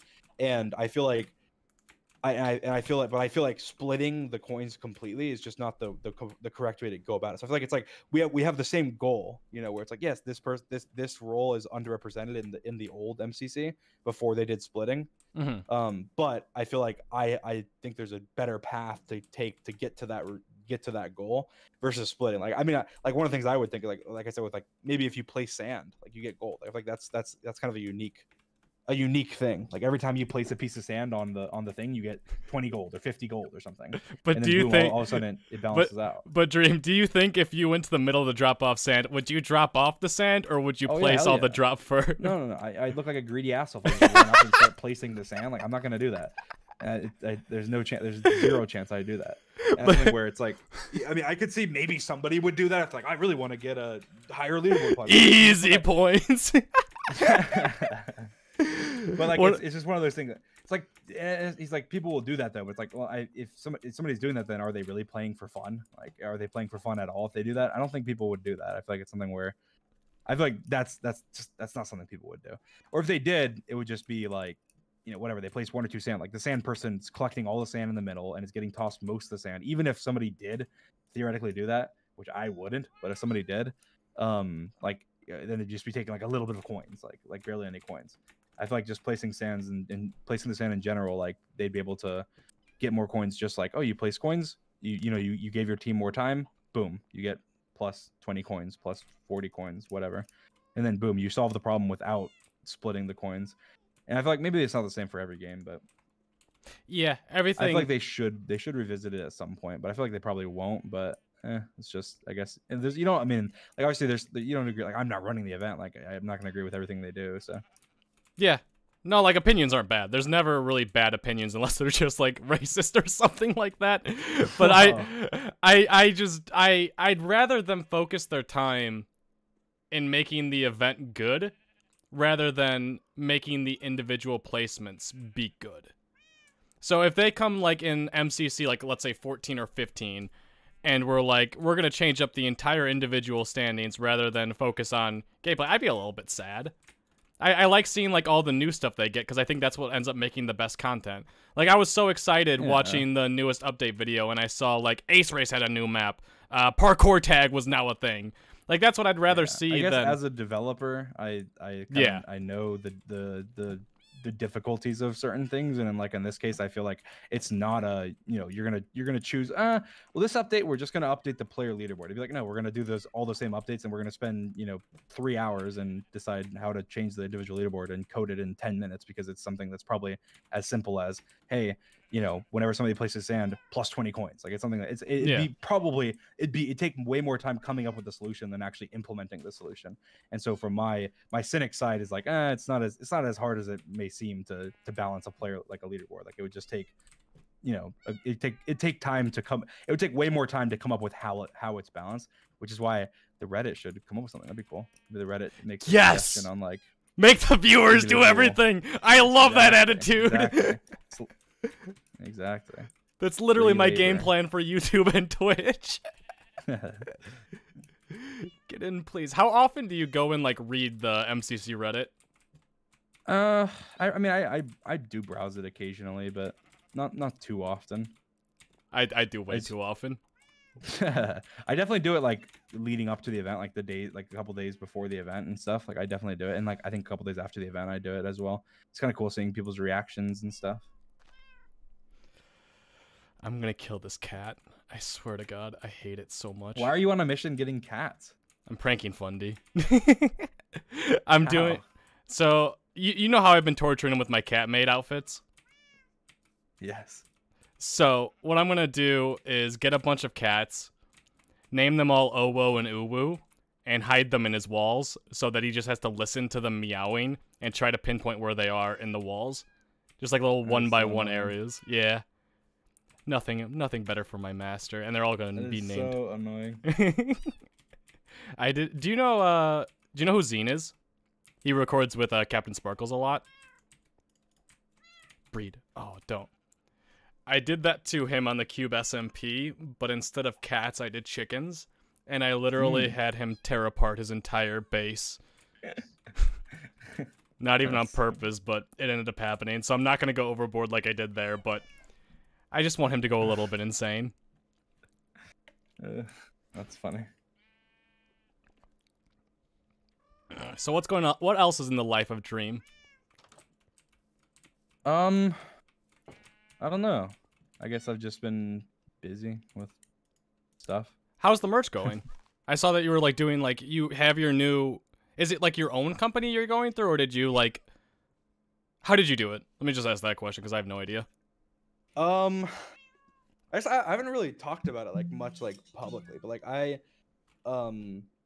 yeah, I mean, it's completely like my own. Like I do have a team that I'm working with, but it's all people that I've hired, like people that I've personally sought out to help me. But yeah, I mean, I got like my own like facility to to do it and stuff. I mean, I took every dollar I made from merch and reinvested it to make more, better, higher quality stuff. So yeah, that's so sweet. Yes, like actually, it's awesome. I think my fans will appreciate it. So, what has been your favorite merch you've released? You have to pick a favorite. That's a tough question. I really don't know. I actually did buy one of your. Let me see which one. If it was your most recent or one of them. I bought a fleece from you because I was like, I need a sweater, and I was like, I'll support my friend at the same time. Gmail.com. Oh, let me actually just go to your website. That'll be easier.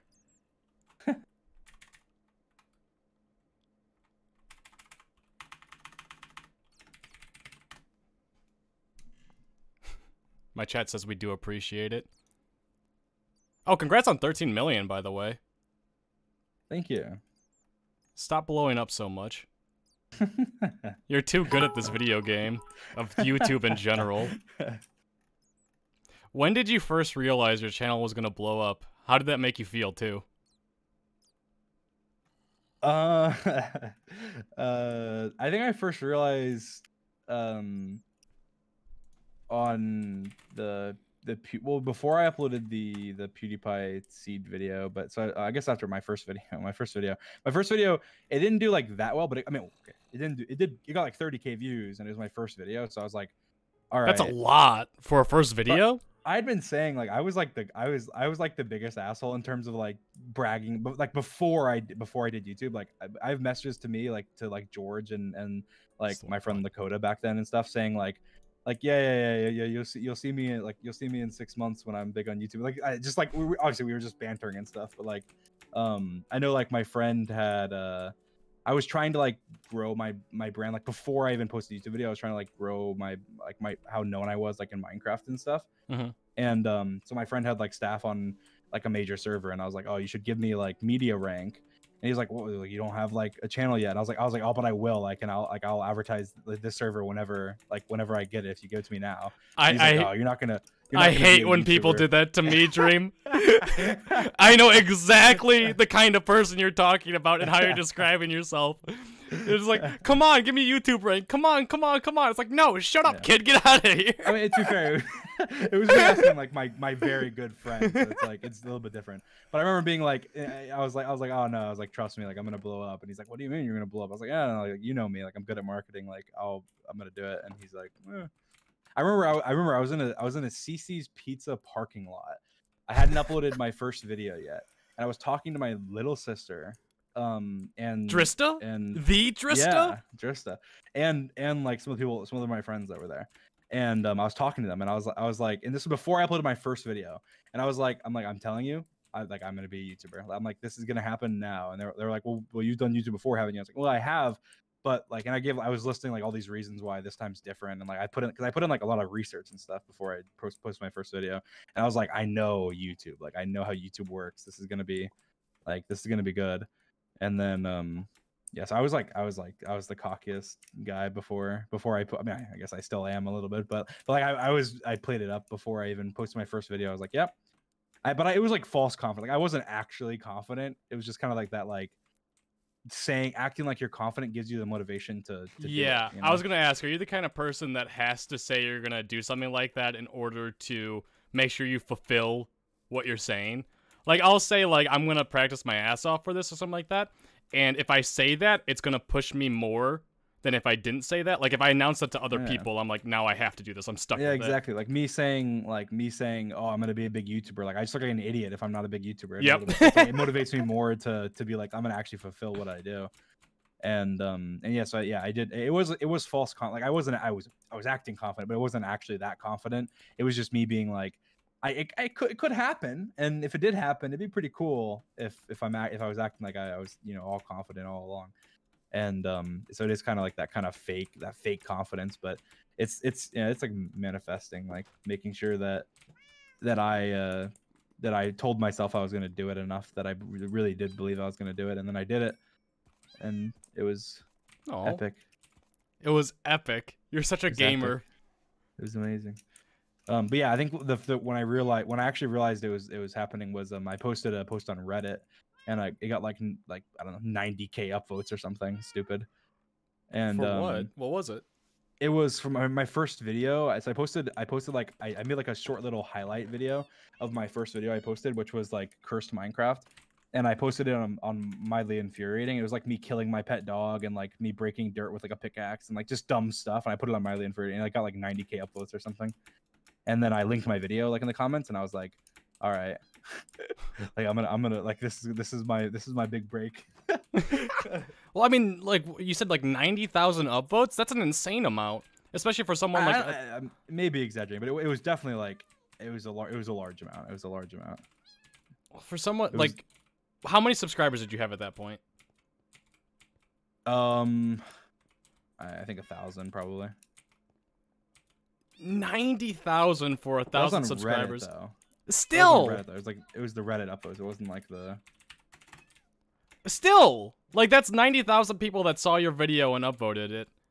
I never got into like really understanding Reddit or social media in general. I kind of just like pop on and just be myself and tweet out stupid things and that kind of stuff. That I never used it as efficiently as I could.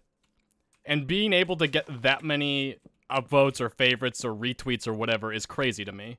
Like the amount of Twitter engagement you and all the people on the DreamSMP and even just friends of the DreamSMP is crazy to me. I'm sure it's like crazy to a lot of other people too. Because like I see like other YouTubers with like millions upon millions of subscribers and millions of followers. You guys like ratio them. It's just mind-blowing to me how you guys have been able to hold this much engagement with your viewers. And it like catapulted me as well on Twitter. Yeah, I think Twitter's a different story. Like YouTube and I think blowing up on YouTube and Twitter happened at completely different times and for completely different reasons. Yeah, no, totally. Like I mean, I didn't even like I had 1 million subs on YouTube and like 10K Twitter followers. Like it was completely different. But it's because I feel like it was more like I realized something. I realized most like creators like just don't like talk to their fans and like I don't know, like interact with them and be friends with them and I don't know, like do stuff with them and you know, run polls with them and like their art and talk to them and tell them that you love them and care about them and that you know they're not just a number to you and not just a fan to you. I feel like that's something that nobody really, not many, I mean that sounds like bad to say that not many creators like have done that or do that, but like just it's true though. Like I mean on Twitter especially, like it's just kind of like a platform that's just, you know, that's just they just used, and I feel like that's something that I just realized was like why not? Like yeah, it's whatever, like it's like people are gonna look at it as like, oh, like stands and whatever, and I'm like, well, like what's wrong with that? Like it doesn't. Yeah, like I had this conversation, like people kept coming into my chat and like people like use dream stands as like an aggressive way to like insult someone. It's really not. It's so dumb. Yeah, it is. It's like, of course, like you're the biggest guy on YouTube, or like one of the biggest guys right now, because your channel's blowing up, you're doing insane, your videos are crazy good, all that kind of stuff. You're gonna have more viewers than anyone else. Like it just makes sense, and people are gonna know your name more often. So if someone goes on the MCC Reddit and says that Dream's team is gonna win, like Dream's team's gonna win. Let's say they put like George's team in second, because maybe that's all the people they know and they're introduced to. Rather than someone on the Reddit saying, oh, I like your picks, maybe you should go like check out like, maybe like Quig's team is really good. They'll rather be, oh, you're just a dream stand with like no creativity. I want that to change in like people's mindsets in general. Rather than just insulting someone for being a viewer of someone specific, because maybe that's all they know. Maybe they're new to the community. Maybe they just found Minecraft. Maybe they just found YouTube, something like that. They'd rather just insult them than try showing them new content. But it's also like, I see, this is a whole nother topic and I don't even want to get me started, but like I see so many more people being toxic, saying dream stands are toxic, than dream stands or anyone's stands being toxic. Yeah, like it's not even close. Like you can't go on like a video about me on YouTube without seeing like like a bunch of comments saying like, yeah, I love Dream, but like his fans suck. And it's like, you know how annoying that is. Like that's it's dumb, it's inaccurate, it's wrong, it's just stupid.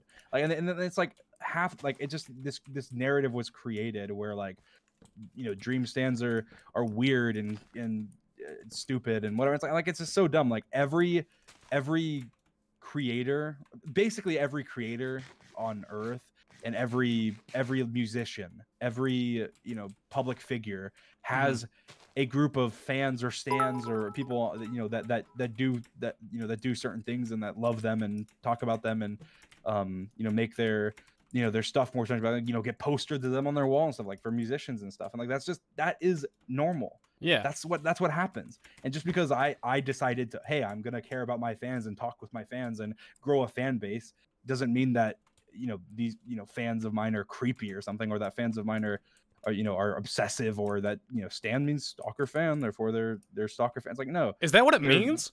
Well, I never knew that's what it stood for. Well, that's not what it means. That's not what it means. That's what it originated as. That's not what it means. It's not what it means anymore. And that's not. It means like super fan, like essentially like super fan. Okay, that makes. And that's more something sense. I feel like. It's just like, it's just so. It's so annoying because it's frustrating because there's nothing really that I can do about it to prevent it. And I mean, I feel like it's other than just saying what I'm saying now, and I've said this kind of in the past too. Like there's no reason to have it, like if somebody else is doing something because they enjoy it and because they like, it's like me, like I mean I am an obsessive fan of like football teams, because I used to wear like jerseys and want to go to games and buy tickets to game and have like posters and like footballs and like figurines. And no, I wasn't. It was that I was passionate about my the team I liked. And what team did you like? The Oklahoma Sooners is the football team, college football team that I watched. That was mostly because like my family was from so Oklahoma. True, I constantly get insulted. We're getting more information about Dream. I was expecting like I didn't know you were a college football fan. I was kind of assuming like Jacksonville or Miami or whatever like teams are. UCF's pretty good, but yeah, it's college. Yeah, I'm a much bigger college fan than NFL, but. Yeah, the Gators are good. I'd be lying if I said I was a fan of the Gators, but I cheer for them occasionally, but only because my mom likes the Gators. So. Aww. Are you a mama's boy, Dream? Oh no, of course not. It's okay to be. Look. No, never, and I never would be. I'm a grandma's boy. I love my grandmas. They're the best to me. So one thing that I want to make very clear that bothers me about when people are saying like this person's stands are toxic is like, we're using you as an example. Dream doesn't encourage hatred or anything like that or toxicity in any way. It's not like Dream's there breeding or like trying to freaking like encourage hate to anyone, and it bothers the hell out of me.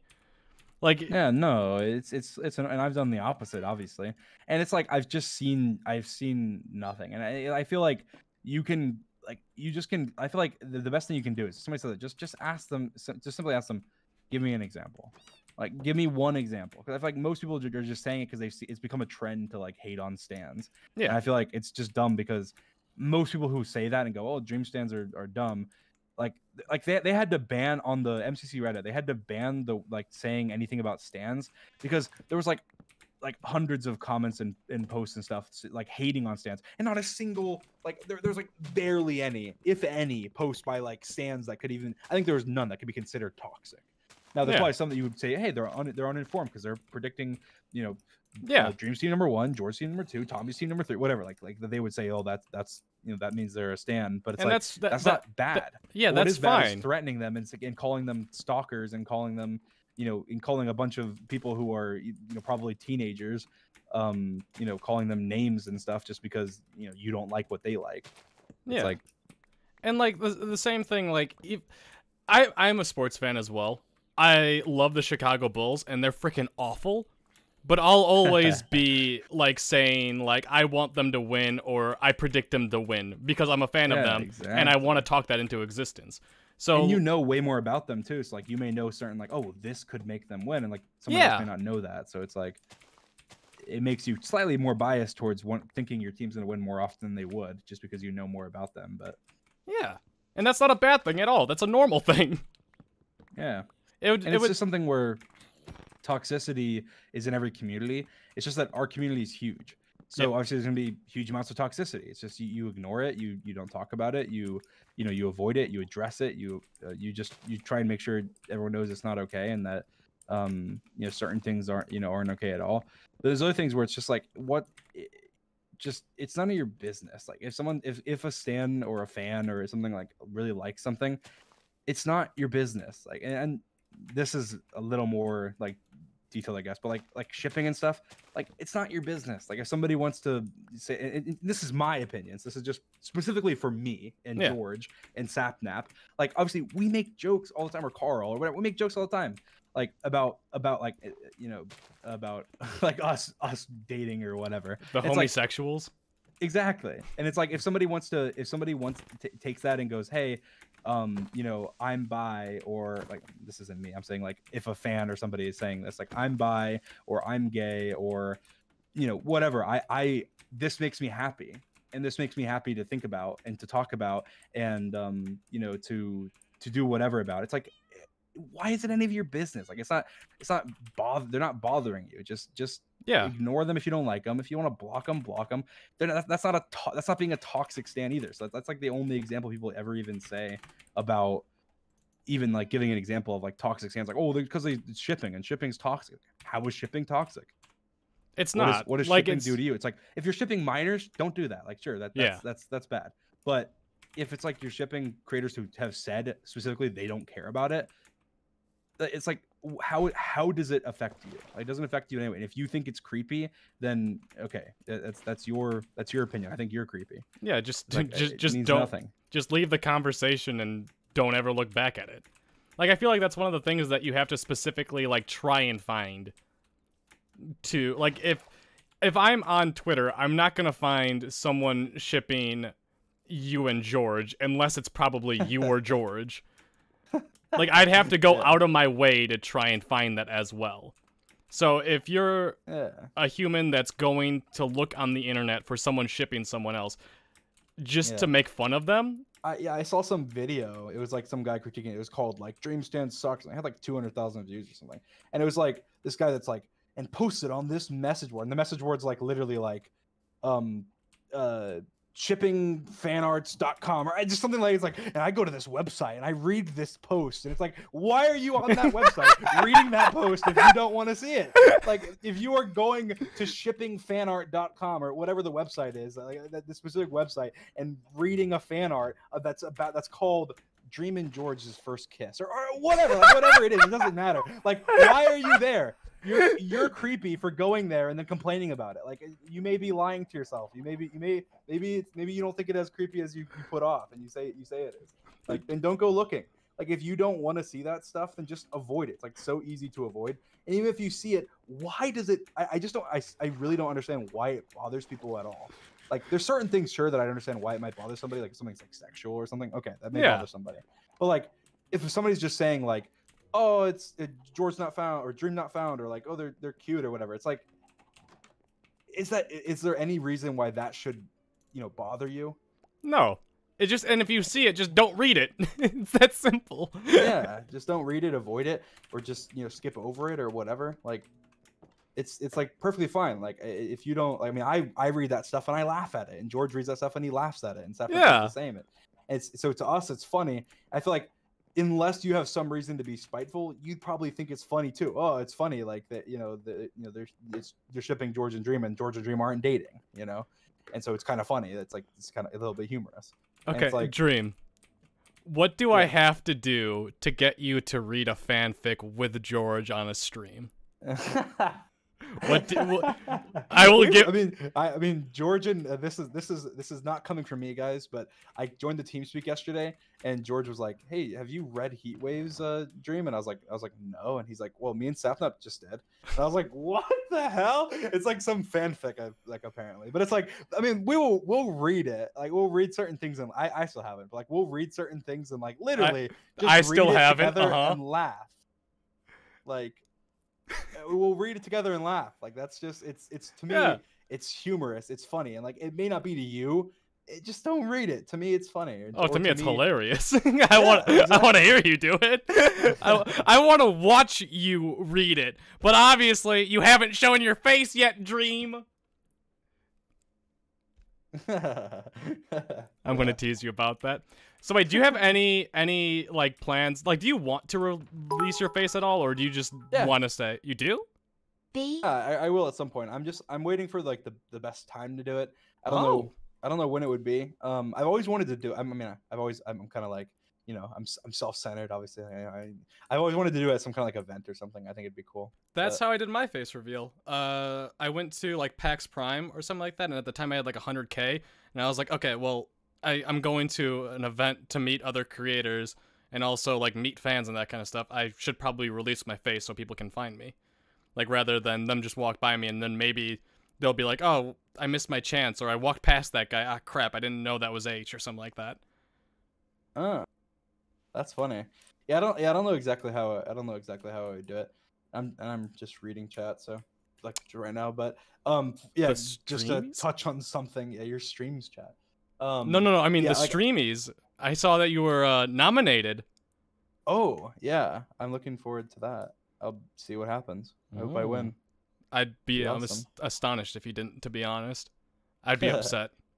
That'd be awesome. I hope I win. But yeah, even when I'm saying it's humorous as well, like I'm sure, like the reason I'm finding it humorous is because it's about me, and so I think it's funny.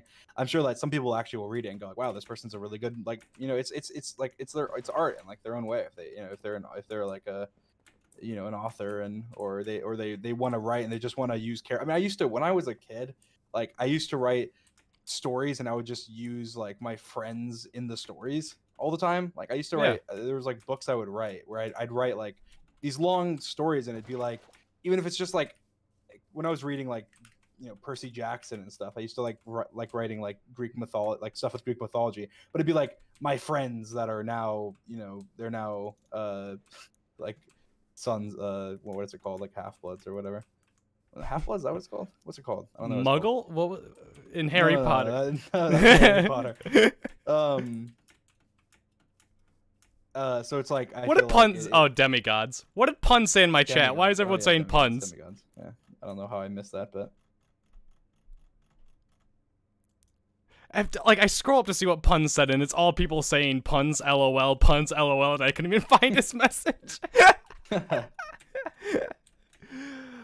I never thought about, like, you just kind of said it, but I never thought about that. Like, fanfics are literally fan art, but in a different way. I never like fan art, and it's also like creative writing. Like, I think that it's like I said, I used to write that type of stuff about my friends. Like, obviously not certain things, like not in the same way, but sure. But like, but I did write, you know, characters that were based on my friends and had their names and stuff and certain things, and it's like I don't know, like it's just like everyone expresses their creativity in a different way, and I feel like there's almost, you know, even if you think something's weird in the way or someone's weird because of the way they express their creativity, it's like just leave it be. Like you don't have to, you know, you don't have to say anything. Like you can just leave them be and they can express their creativity how they want to. Like, I mean, even if like somebody is, I'm trying to think of a good example. Like this isn't an equal example. Like, let's say somebody, you know, for art, likes covering themselves in pig blood and rolling on a, you know, something that I think is weird. Like, I'm still not going to be like hunting that person down and saying like, these people are like the most horrible people in the world. And it's like, it's not even a fair comparison in any way whatsoever. But I'm just saying, like, even in that ridiculous example, you know, like that ridiculous is an understatement. Yeah, that super extreme ridiculous example, I still wouldn't be acting how these people act about writing fan fiction. Like, that's how ridiculous it is. Dream, I think me and you have to have a talk after the stream about why your mind went to someone covering. Well, I was just trying to think of something that's like so absurd that like almost everybody would agree that's weird. Yeah, you did a really good job of that. Too good of a job. Exactly. And then it's like, so the point is that even with something that absurd, I still wouldn't be making a video called like, you know, this group is like, they need to be stopped. Like, they're horrible. And it's like, even in that extreme example, and you'd have much more of a reason to then. Well, people see your name and they wanna, like, your name is very clickable. I talked about this with Fundy when we were, when Fundy was giving me lessons on like thumbnails. I'm trying to get his, like, pick his brain. And he was saying like how like there's certain names and certain people that are clickable, and like you see someone's skin and you're like, oh, I want to click on that because I recognize that. And Fundy was telling me how he was trying to get to that point with his skin. Your name is up there on, I'd actually say the most clickable name. Like, you see that on, like, everyone's, like, Among Us. Whenever someone is an imposter with you, there's something that just clicks in their mind when you guys are playing Among Us. Like, they have to do good, because they know it's going to be a video. Because, like, me and Dream, imposter, or Dream died early, or something like that. Also, how do you feel when you see someone using your name often? Like, do you get, like, flattered, or do you feel like they're using you? I think it's flattering. I think it's totally flattering. I think that, like, as an example, like, I'll use Tommy as an example.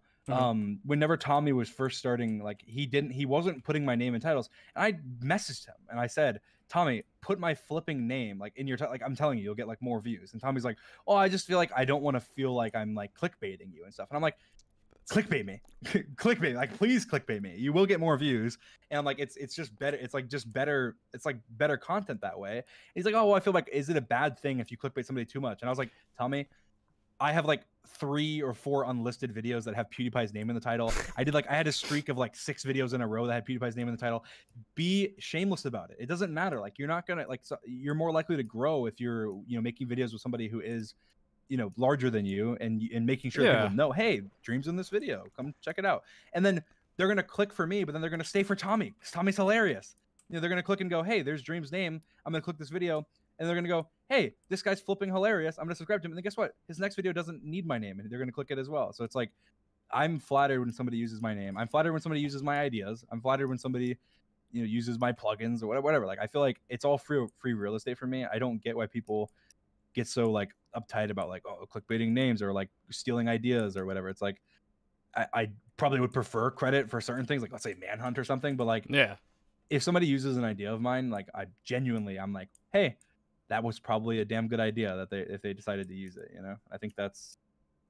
Dream, you have no idea how lucky we are that you are you. Because they're, like you said, like, Tommy was in the same boat as I would be for anything. Like, I wouldn't use your name, not because I'm like, oh, I'll get more views or less views or whatever, but I wouldn't use your name in videos specifically because I'd feel like you would feel like I was taking advantage of you. Like, that's like the go-to, like, like, now that you've explained it, like, it makes sense and it makes me happy that you're that way. But we wouldn't specifically, like, if I was in, like, one video with you, I would try not putting your name in the title because I wouldn't want you to feel that I'm using you, like, pretending to be your friend just because I want the views that you are given. Yeah, no, and that's dumb, and that's something like as a even further example, like, I was explaining this earlier. I think it was Awesome and Quackity when we were just talking. It's like I think people have noticed that I don't stream on the SMP, like the big events and stuff. Yeah. And the reason I don't is that way everyone else has, like, I don't want to take the attention away from everyone else that's on the SMP that contributes way more to the SMP than I do. Like, as an example, Tommy and Tubbo and people that come on all the time and do things and create these storylines and stuff. And I do my best to help, but I avoid streaming because I know if I stream, then I'm going to become more of the center of attention. And I don't want to be the center of attention because, you know, Tommy and, you know, or as an example, Wilbur, who's created this amazing storyline. I don't, like, I should even, you know, even if I'm going to make a few bucks from streaming, like, it's not worth it to take away those viewers. And I try, and my main goal with the SMP, and something that Tommy, like, I talked to Tommy about a while ago, I was like, with the SMP, like, my goal is to grow everyone that's on it, like, genuinely. And that's why I'll show up to people, like, even just right now, like, hopping in this stream going, hey, I saw HBomb on the SMP, I'm gonna hop on his stream. I talk to him. I know his viewers are gonna go up even just because I'm there, and then maybe they'll follow. Wink wink, maybe you guys are gonna follow the stream and subscribe or something, maybe. I don't know. True. Which reminds me, remind me once you're done talking to read out subs, because we've gotten a lot and I just didn't want to cut you off. I'm very bad about reading like subs and reading bits and that kind of stuff whenever I'm with people. I'm awful about that. I try focusing on the conversation way too much. I'll remind you. But yes, I feel like my main goal with the SMP was not, after I started adding people, was not to grow myself, even though it does help because I obviously my name's out there and I'm getting in all people's streams and stuff. But most people that are on the SMP, most of their viewers are probably subscribed to me already. And I'm not gonna gain too much from being in Tommy's videos or being in Wilbur's videos or something, versus like him being in mine or something.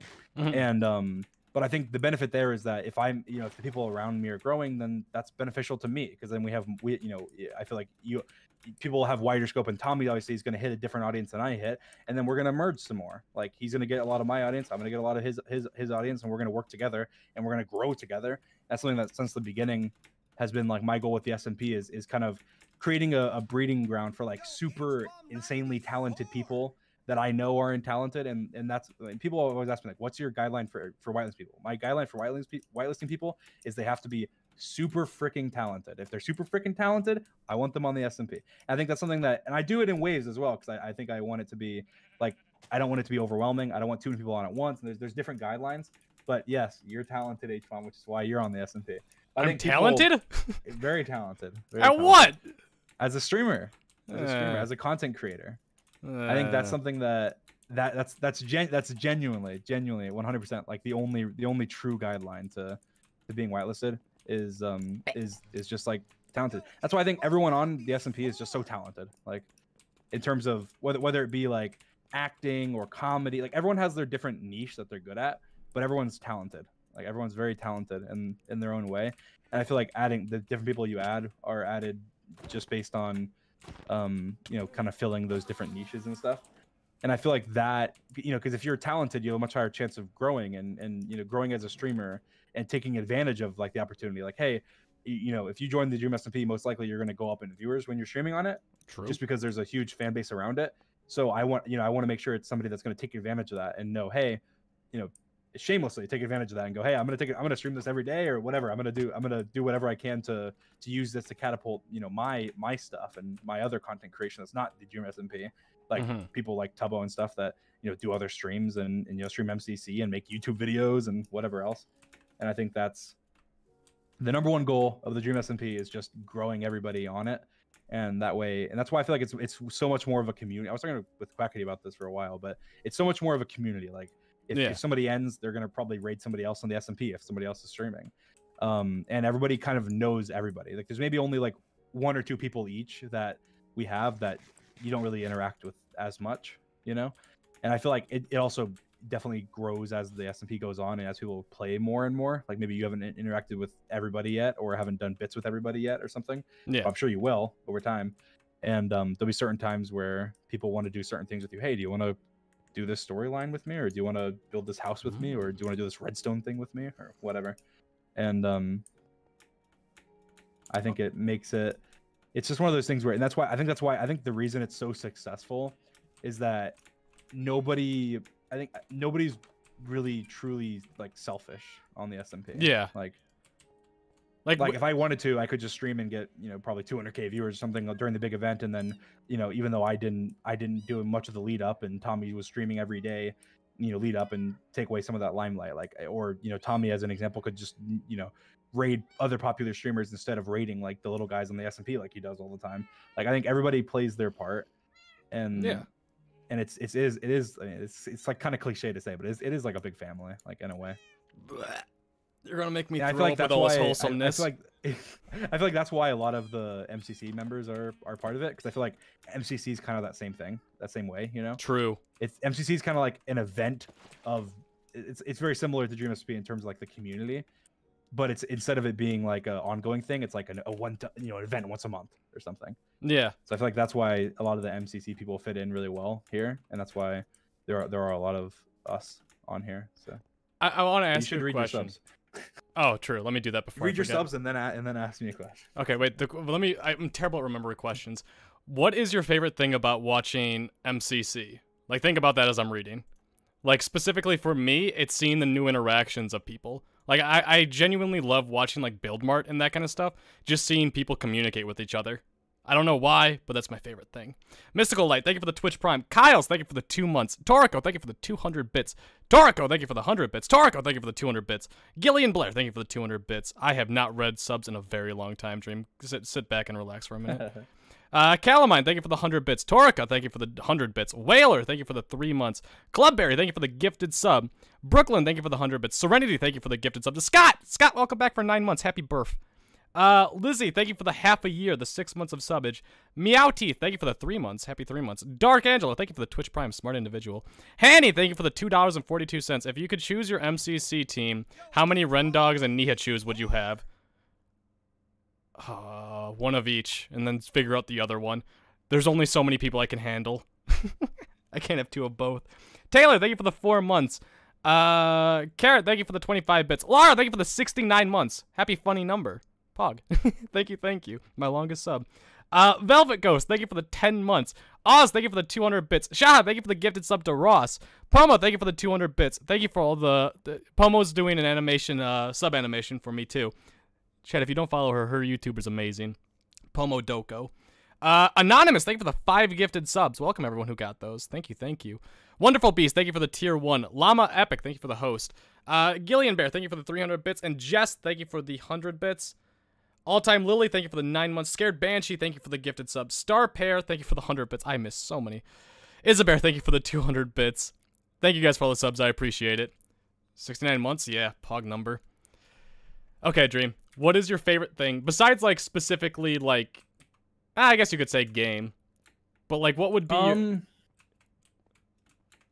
I think that... I guess I think there's just so many, like, awesome things about it. I feel like... What's my favorite thing about watching MCC, or just, like, playing in MCC, or... Let's say either. I think my favorite... I mean, this is kind of... I guess fits my personality. I feel like my favorite thing about playing in MCC... genuinely, which is probably why I'm passionate about it, is just genuinely seeing how I do. Like, yeah, that's my favorite thing. My favorite thing is, how am I going to do in this game? How I reviewed my tape. How can I improve in this game I played? Whatever. That's what my favorite thing is, seeing, did I do as well as I thought I would? Did I improve the places where I thought I would? Is there a reason I did bad in certain places? Whatever. And that's genuinely my favorite thing. But watching MCC, or like... Me and you have the same idea for getting better. Like, me and you don't just practice Minecraft, but we study the tapes and, like, watch other people, including ourselves, to see where we can get better. The best practice you could do for something like MCC is watching your perspective and other people, because maybe they know something that you don't. So a lot of people, like, the way it used to be, they would just jump on Parkour Warrior, like the practice map, and just practice that over and over again and think they're getting better. But it's much better to watch an hour of tape than, like, 5 hours of practicing on that Parkour Warrior, in my opinion. Yeah, I think my favorite thing about watching the event, like, I guess not necessarily myself, but like other people, I guess it's probably seeing, like, how other people improve and do. And I guess it's kind of like a double-sided coin. Like, I feel like I enjoy just as much seeing how I improve as I enjoy seeing other people improve. Like, I'll give you an example. Yeah, no, that's awesome. For especially people that I'm team with and stuff. But like Captain Sparkles, like, he did amazingly, obviously, when we played. Yeah. He came in 9th or something like that. He did really good. 9th. Yeah, he did amazing. And before the MCC, like, I wrote up, like, I watched his last, like, 3 MCC VODs, and I wrote up, like, a document for him, like, here's my tips for you. Like, this is, and I said, like, I messaged, I was like, you can completely ignore this if you want. I just was gonna watch them anyway, because I thought I watched MCC VODs, and I was like, if you want my tips, like, here's my tips on where I think that you could potentially do better. And I think that's the type of thing where I just as much as I like watching, like, where I improve, I like watching, like, same with, like, Sapnap and stuff. Like, oh, Sapnap did much better in this game this time, or he did worse in this game or whatever. And I feel like that's my favorite part about MCC, is seeing where everyone kind of, and that's, I think, is probably just the competitive nature in me. Like, I like seeing how people do as compared to, what I thought they would do, how they do in, like, certain games, and how they improve and where they don't improve, and so on and so forth. But I did that same exact thing with writing notes. Every single MCC, if I have new teammates, I will write down notes and try to, like, pinpoint where I can make them better. And, like, I'll watch them. I said this before, but they're stuck with me for 2.5 hours. I have to, like, get a feel for how they like to be talked to, how, like, aggressive I should be, how loud I should be, that kind of stuff. So it's not just, like, I'm watching it to better them or better myself. It's also to try and make sure their time with me isn't as bad as I dread the thought of it being that bad. Yeah, I usually try and usually make it clear, like, I don't know, like I want to win, but trust me, if we don't win, it's fine. Like I was trying to express that like to all my teammates, and just like I want you to do the best you can do, and I want you to have the most fun you can, and I want to do the same thing. And I feel like even though I'm very competitive, I feel like I think the only people I'd maybe struggle with being on a team with are people that are just completely strictly for fun. But like people that do like Captain Sparkles is perfect because like he obviously he's not super competitive, but he's competitive. Like he's definitely playing for fun, but he's competitive and he wants to win and he wants to do well and he wants to improve.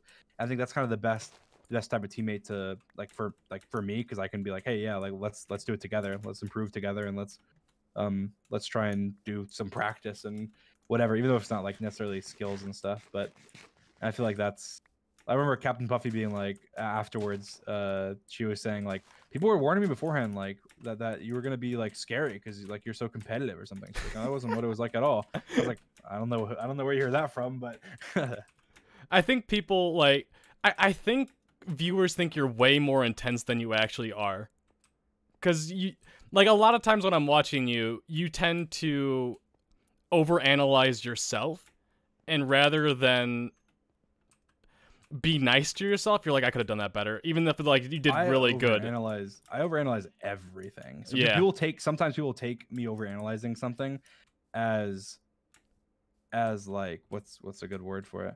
Like they take it as me being mean, or like me being unreasonable or picky or something. Like as an example, like when I was talking about the iron door thing, and I was overanalyzing it, and I was talking about it, and I was like, oh, it's like crappy game design and blah, blah, blah, blah. It's like, is that honestly what I thought? Yeah, it was what I thought. But also it was just me overanalyzing. I do the same thing to myself. Like, oh, it was crappy block placement and whatever. Like whenever I do bad, I do the exact same thing. And when I do good, I do the exact same thing. Oh, I did good, but I did that 20% thing at the end. I got, 2K coins, but I banked 20% at the end. I shouldn't have done that. And I spend like the next 20 minutes. I don't know why. It's just kind of like something it's just in me, like I always do with everything. And I just will sit there talking about it and just obsessing over it for like, it's the only thing I can think about. It's like, oh, I could have done better on that one thing, that one mistake I made. Like I could have done better on that one mistake that I made. Like that one, the 20% I banked. Like if I just not banked that, oh, it's 20%. Oh, I messed up. And I'll just sit there thinking about that. I know like one time, I think it was after one of the MCCs where I was talking about how like, it was after the Techno duel, and I was talking about like how I could have done better and like how things could have worked out if I had done this and done that. People were like, oh, he's a sore loser, like he just lost, like so you lost fair and square. And I'm like, that's not what I'm talking about though. Like I'm talking about I'm always going to overanalyze myself and go, here's what I could have done better, here's why I lost, not here's why I didn't lose or I shouldn't have lost. Like no, here's why I lost, and here's what I can do to make sure that I don't in the future or something. Yeah, this is how I get better. Not this is why I'm a sore loser. This is how I get better and make sure that next time I may not win still, but I'll put up a better shot against them. Yeah. I think that's why you're the most like terrifying person to face in a 1v1. Like actually, because you and Fruit, you guys will like just think. You'll just sit there and think about how I beat you, and or how you beat me, and I hate that. Because even if I have an advantage on you, it's not going to last for long. It's going to be, like, maybe, like, another minute or something like that until you take the reins again. And then I have to be creative. Or I have to be smart or something like that. I don't want to do that. I want you to be on the back foot. Yeah. I think it's... I don't know. I think I just overanalyze everything. I think that's something that I've always done, like, my entire life. So it's a hard, like, habit. And I don't really want to break the habit, to be honest. I think it helps me in a lot of ways, but it can hurt me in like a general viewer's place when they hear me talking critical of someone else, or talking critical of my team, or talking critical of the event, or anything that I do all the time. But it's just me, like I just ramble and I talk about things that I analyze. Yeah. Did you play sports when you were younger or no? Oh yeah, I played a lot of sport. I played like every sport basically. Really? What was your best sport? Either football or soccer. I'm not 100% sure, but what position did you play in football? In football, I played quarterback, but of course I didn't play in high school, so that's kind of a little bit of a whatever. I played in flag football up until I was like Oh, flag football's like sick. 16 or something. I don't know. I like flag football. I used to play Well, that a lot. To be fair, I played flag football when I was in high school. Yeah. But I didn't play high school football. But it was the only reason I didn't was I actually I was on the team, but then I went into online school. So I played flag football when I was in online school, and I was quarterback. Why did you choose to go soccer on for a long period of time, and I was goalie in soccer. So I want to ask you personal questions, but I'm going to avoid them. Why did you decide? Like, can you give out the information on like why you chose online school? yeah, so I was very like I love computers and technology and stuff. Never would have My guessed. school, my school didn't offer any tech. Like the only technology course they offered was Microsoft Word, and like I was already like certified in Microsoft Word and Office and Excel and stuff. And so it was like I wanted to take computer classes, but there was no computer classes, and so I really wanted to be able to take online classes in order to do that. And also I really struggled like waking up at 5 a.m. in the morning and walking and crap. I think it's something where I would have I don't know, but so I ended up going into online school, and I took a bunch of like tech courses, like a lot of tech courses. That's how I actually learned a lot about computers and hardware and networking and software. And I probably wouldn't be where I am, honestly, with True. That was there's a long story to kind of how it happened. Like I was like my parents didn't want to put me into online school, and I wanted to go into online school. Well, the upside to actually doing like there's upsides to both doing online school and IRL school. I think the big thing for going to high school, like as a human being, like normally, would be the fact that you get more social interaction, which is something that I've always lacked in my life. And I think if I went to, like, if I was homeschooled or anything like that, I would know nothing about how to talk to other humans. I would be so awkward and tentative and just wouldn't, like, put myself out there. I wouldn't be a YouTuber. Like, I actually just wouldn't be. Like, my way of getting to meet new people was honestly by doing YouTube, which ended up leading me to other people.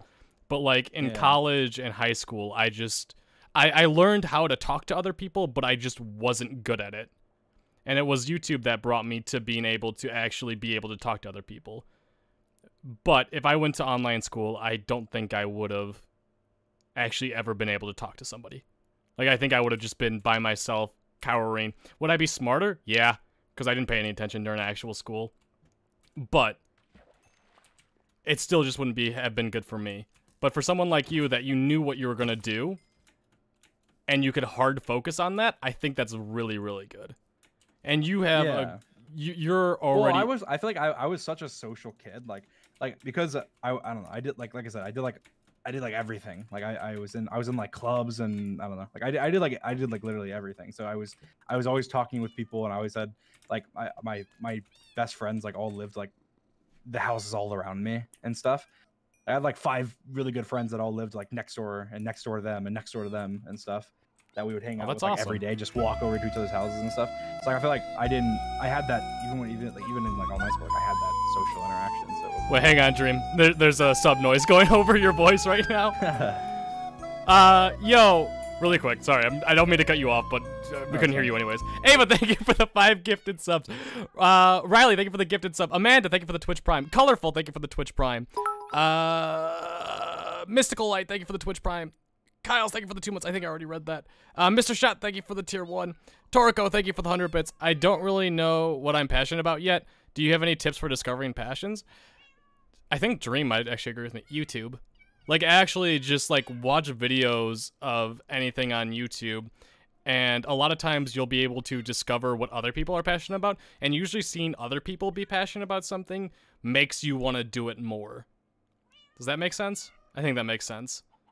So, like, YouTube is, like, a way of just, like, browsing randomly and being like, oh, I like this. And I think that's what helped me discover, like, my love for Minecraft and stuff like that, too. Yeah. Sorry to cut you off. My bad. Yeah, no, I totally agree. What was I asking you, Dream? What were we talking about? I don't remember. Oh, well, we were talking about online school. That's right. Oh, yeah. Yeah. So I feel like I was already really social. So like I feel like it didn't, in that aspect, it didn't really matter. But You're a lucky man. I wish I was social. I am so bad. Okay, yeah, so I feel what? like I definitely am lucky in a lot of aspects. So. I mean, like, you put the effort in, like, over anyone. Like, you could consider yourself lucky, and some parts is luck, but if you don't put the effort in, even if you do get lucky, you're not going to be able to take full advantage of it. Because if somebody was in the same spot as you, like, where, like, one of your videos just blew up, and they weren't passionate or taking it very seriously, it would just be that one-time thing and just be done. Right? Yeah, exactly. That's why they say luck is the combination of preparation and opportunity or something. Or it's like luck is when preparation meets opportunity. I want to hear the cop story. Do you know what that means? Well, that's what I was saying. I didn't want to. I wanted to go into online school. My parents didn't want me to, so I started just like skipping school, and it was bad. But that's pretty much that. Pretty much the story. I skip school all the time too. Yeah, but then eventually because I was skipping school so much, they put me in online school. So what was that like? I've never really heard or like talked to someone that was like open about online school. Like, was that like good for like your, let's say, like your mental health, like being home all the time? What did that feel like? I mean, to me it was great, but it's because I would just like cheat and then I would go play Minecraft. I mean, I'm just being honest. I'm just being completely honest. I mean, that's literally. Yeah, I'm not gonna lie. I'm not gonna sit here and be like, oh, well, yeah, I did my work and it was poggers and. You know. Dream. If any of you guys in the chat end up dropping out and going to online school, please tell me, because that's actually hilarious. Yeah. So wait, how would you cheat? I mean, you just look up the answers because like. It's really that easy. Well, the only thing, like, there's certain things you couldn't cheat on. Like, I failed Spanish because like I can't cheat Spanish. Like, I just didn't know Spanish, and I Google Translate didn't work. Well, like, no, because they'd like you have to like call and do these like calls with the teacher or whatever, where they actually quiz you like live, so you can't like cheat. And I am genuinely smart, so I can learn things really quickly. So I would just cram before these calls. Like, you can't just cram Spanish. Like, I'm gonna learn Spanish in 10 minutes. Like, you can't do that. But like with other subjects, you can. The only one that I didn't ever cheat on was English, and English, I ended up graduating. What's the funny thing is, I missed like I think like 6 months of school or something because of like all the skipping. That sounds really bad, but I mean, it was bad. But anyway, but I ended up graduating early because I did like all my classes like early, and one of them was English. Like, and I literally would just go through and I would just like write these essays and stuff. Like, I mean, very quickly. And English was the only subject I didn't cheat in. So I did cheat in like every other subject though. And like math sucked because math was hard to cheat in because it's math. So far, you have been. I'm not encouraging cheating. I'm just being open about my experience. I'm just saying, yes, I did bad things as a kid, and I did stupid things, and I regret a lot of it. I don't regret other things, but I feel like I wouldn't necessarily be where I am if I wasn't who I am. I was gonna say, you've been such a good influence up to this point. I think I asked the wrong question. Well, it's because you're asking about my past self. You're not asking about me now. Oh, my mistake. I mean, me now would still cheat on the test. Same. It's just you would do better on the test by cheating now too. You'd get better at cheating. Oh, exactly, 100%. And I'd probably learn as well, so it wouldn't be too bad. But would you learn? Like, do you remember any words in Spanish other than the very basic ones? Can you formulate a sentence for me? Oh, I mean, I can say like, no swears. I mean, I can say like very basic, like very basic, like. I don't know. I know, like I can probably ask like what your name is, and I can probably ask like where you're from. I can probably say like I think I know like milk. Like, isn't milk like oh crap, I don't know. Wait, cat's like gato, right? Is a cat? I never took Spanish. Okay. Like, so Leche. Oh, yeah, leche's milk. Yeah, gato, that's cat, right? Speedrunning a Because test? there's a cat sitting in front of you. speed running the I, test. I know very basic, like very basic. But I mean, I also took French. I took 2 years of French, right? And that was in middle school. And in middle school, I took 2 years of French. And in French class, because we used Rosetta Stone, I would go in, yeah, and it was on the computer. And I would go in, and instead of going in Rosetta Stone, I would open up a notepad and start HTML coding websites. I spent like, I'm not even kidding, I coded a bunch of websites, and I spent like 90% of my time in my French class just coding websites in Notepad. You were able to code a website in grade school, middle school? Well, I mean, Notepad, yeah, Notepad. That wasn't Java. Like, I didn't learn Java until much later. But like HTML's like, I'm telling you, you can probably learn a lot of HTML in one. I used to teach like HTML to my friends. Like HTML is easy. It's just like it's very simple. It's like plain text sort of. Like that's why you can code it in like Notepad easily. It's really just like once you learn the formatting, it's just like, oh, it's just everything is so simple. Like, oh, title. Oh, it's a title. Like in size. You say it's easy. Equals, whatever. It is. It was the hardest thing for me. I hated it. Wait, really? You learned HTML? I tried. I failed. Well, I passed the class, but it wasn't for me. Like, I was not able to figure out all this stuff. It was really difficult for me. HTML is very easy, but like, I mean, I understand why it could be difficult for some people, but I feel like I genuinely believe that some people's brains are just wired differently to like learning code. Like, fair. Yeah, no, I feel like it takes like a very particular like problem solving and stuff. Like, I don't know. I feel like the same way with like language. Like, I feel like I just couldn't learn language even if I tried. Yeah, I tried. And I feel like certain people are like that as well. I think it's the same. It's like the same with like coding usually, but HTML is super easy. See, I was an awful student. Like, I'm not someone that learns easily, but I figured out a way, like, in like 8th grade to like cheese out and get good grades. And that was just like use other people that are smart in the class to help me out. And also it makes the teachers look like I'm trying really hard, but also I'm not at the same time. And I'd also be very flattering to my teachers. I went to an all-male high school, and about half of the teachers were females, and they all like loved being around guys. Like, you could kind of tell that they wouldn't be there if they weren't in that case. So I would be overwhelmingly nice, not overwhelmingly, but very, very nice to them and like compliment them, and they would just love me. They like they would talk about me and like the flattering stuff I did for them. There was I was in French 3 honors, which is like the smart people that know that kind of stuff. I didn't know how to formulate a sentence, and that was because we always, like, instead of like speaking out loud in French, we would kind of use like papers and quizzes and that kind of stuff. And I would have the really, really smart people help me out during those. And then the final exam in the 3rd year of it, we had our first like oral quiz, and I was not ready for that, and I butchered it. Like, I know nothing about it, didn't know how to formulate a sentence. And she had this realization that I had no idea what I was doing, and she had no idea how I had a B in that class, and the fact that I made it to French 3 honors. It was like the, oh shit, he's here. How did this guy get in here? A simp? Dude, I was a simp. Anything to pass the classes.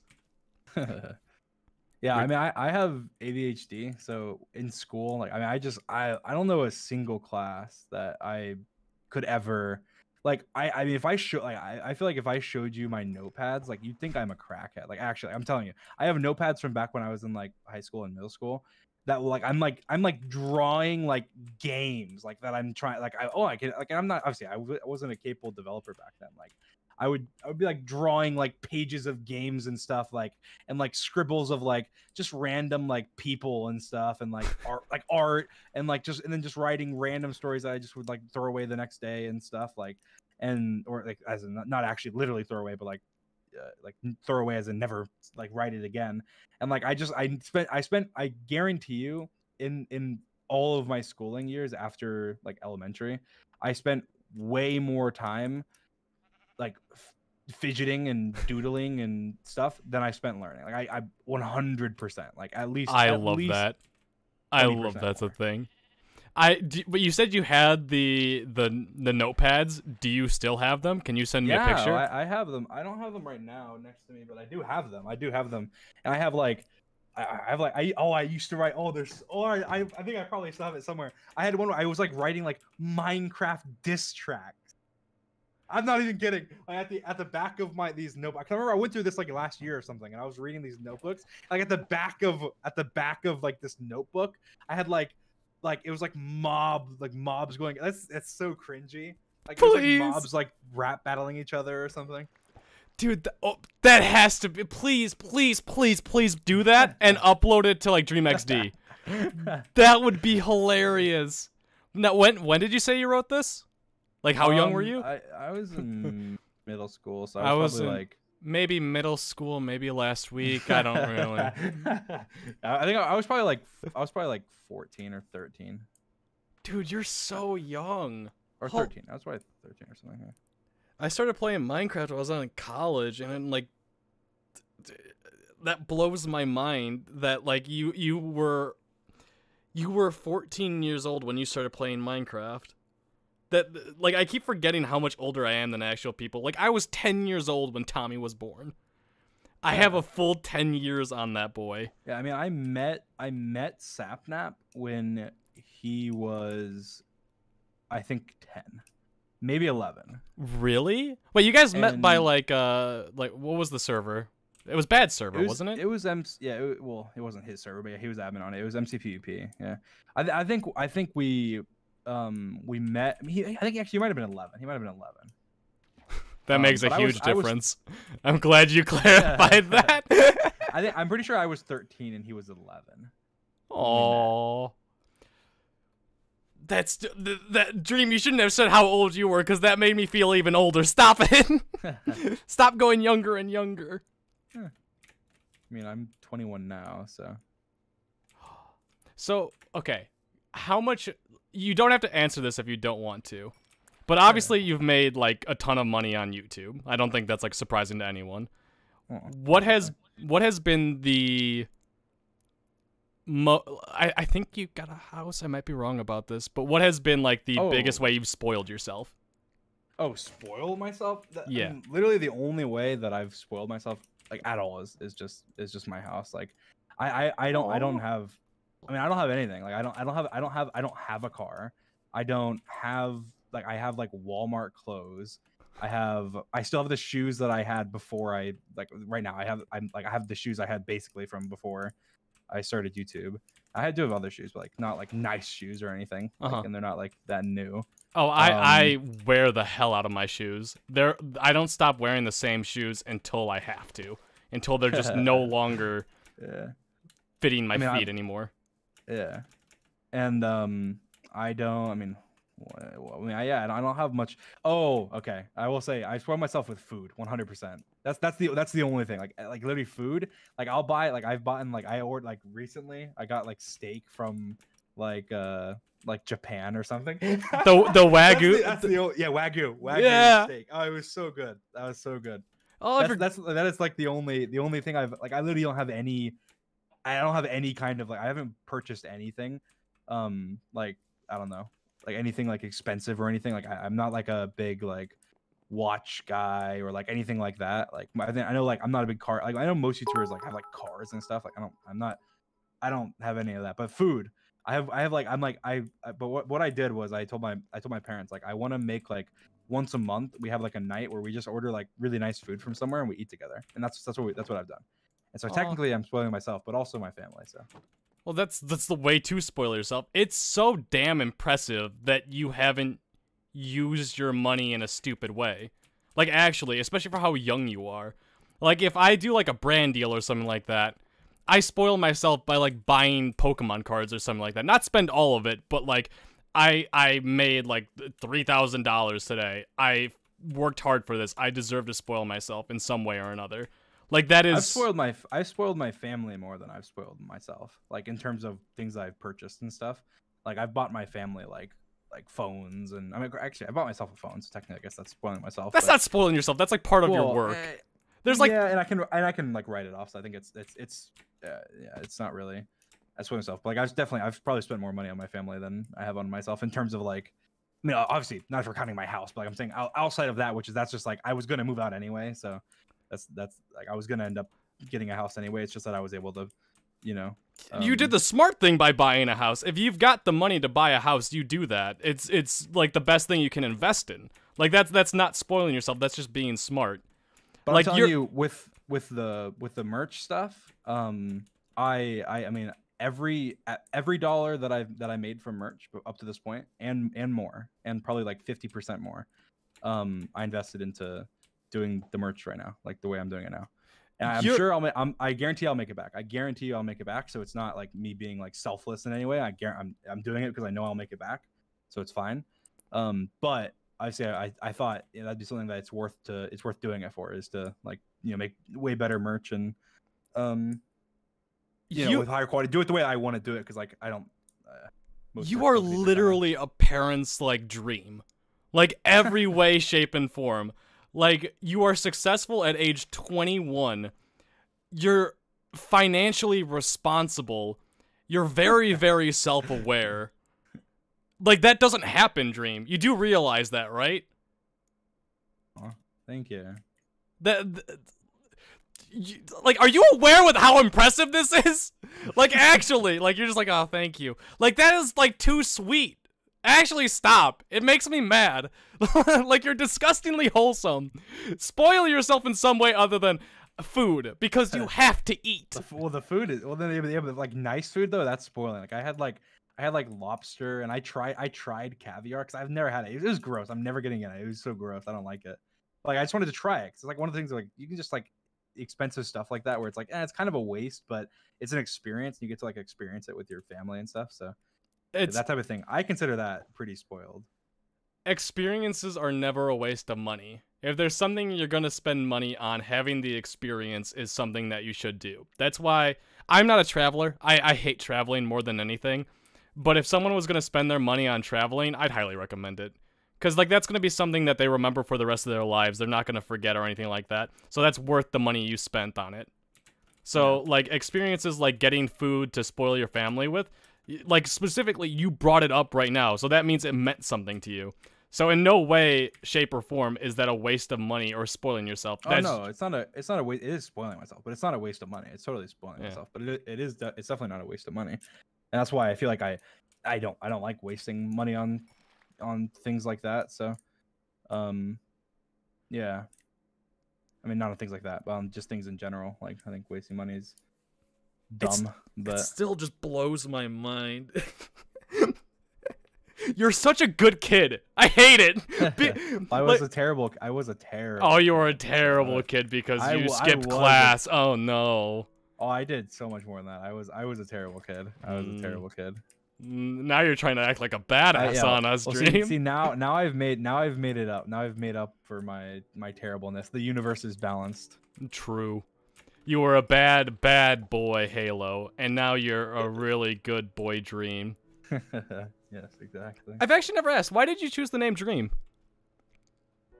I was just coming up with names and I thought it like sounded cool, and it was like me and Sapnap, we were trying to come up with like a name for me because I wanted to get like a new Minecraft account, I guess, and yeah, I just came up with Dream.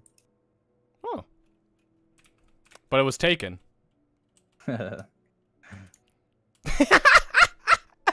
That's all I get out of you? Yeah, it's the best joke ever. Thanks, I appreciate it.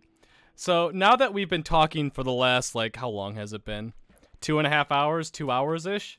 When are you starting a podcast?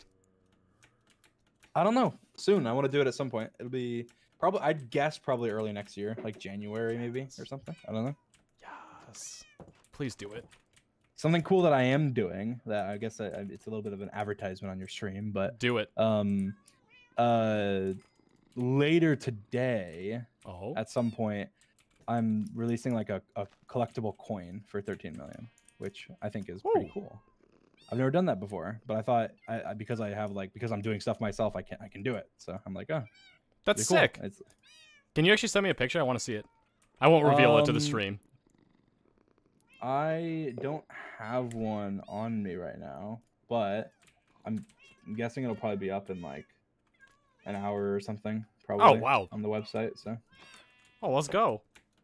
Yeah, it's really cool. It has like a smile on one side, and on the other side, it's like a, it says dream, but like there's like a 13 kind of like in the letters, and then it says like 13 million subscribers or something. Like I was about to ask what 13 was for, and then I realized it. That makes more sense now.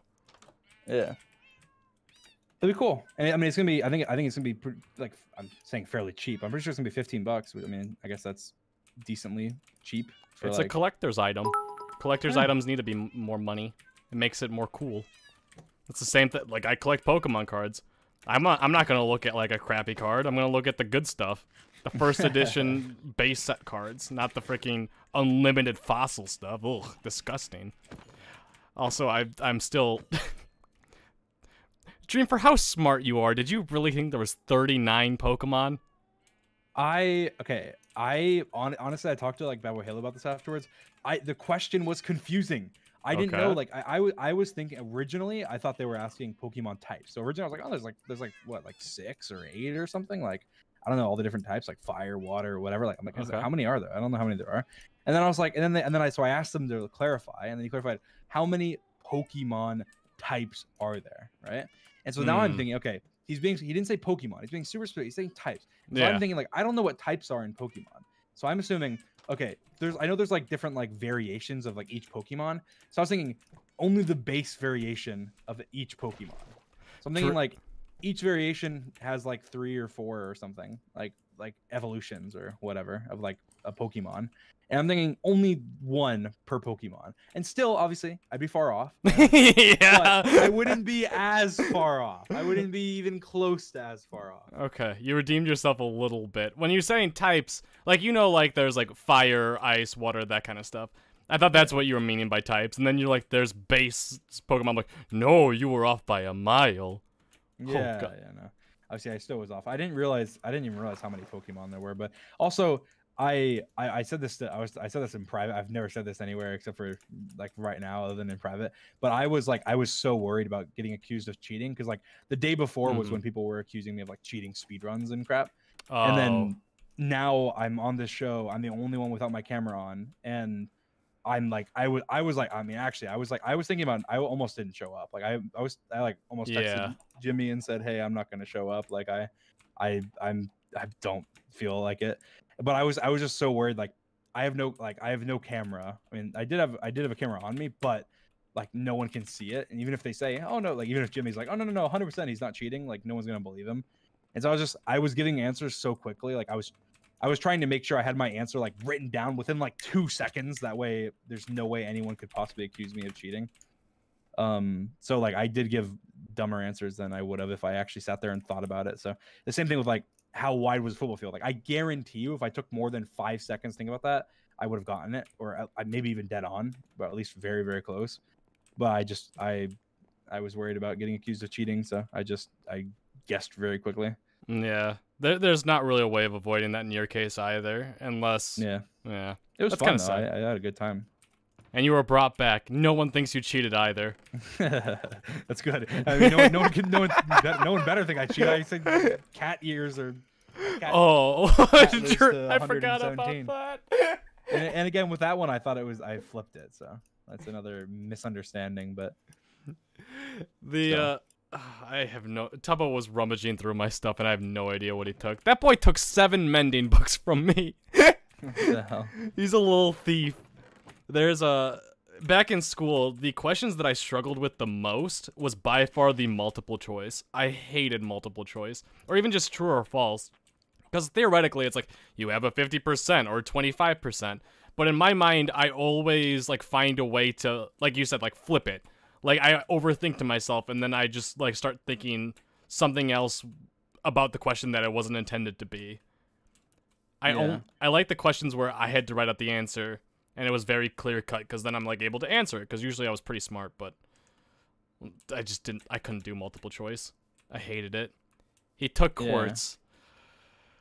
Yeah. Oh, God. Tubbo has no house. Which means I can't steal back from him. Does he not have a house actually? Well, apparently he's got like a jungle base, but I kept asking my chat. I was streaming, I think, yesterday or the day before, and they kept telling me he's got no house, so you can't steal from him. So people might be lying to me. It might be true. He's building a mansion out of the blocks he took from us. Makes sense. Makes complete sense. If you weren't playing Minecraft, what game do you think you'd be playing? Because all I've seen you play is Minecraft and Among Us.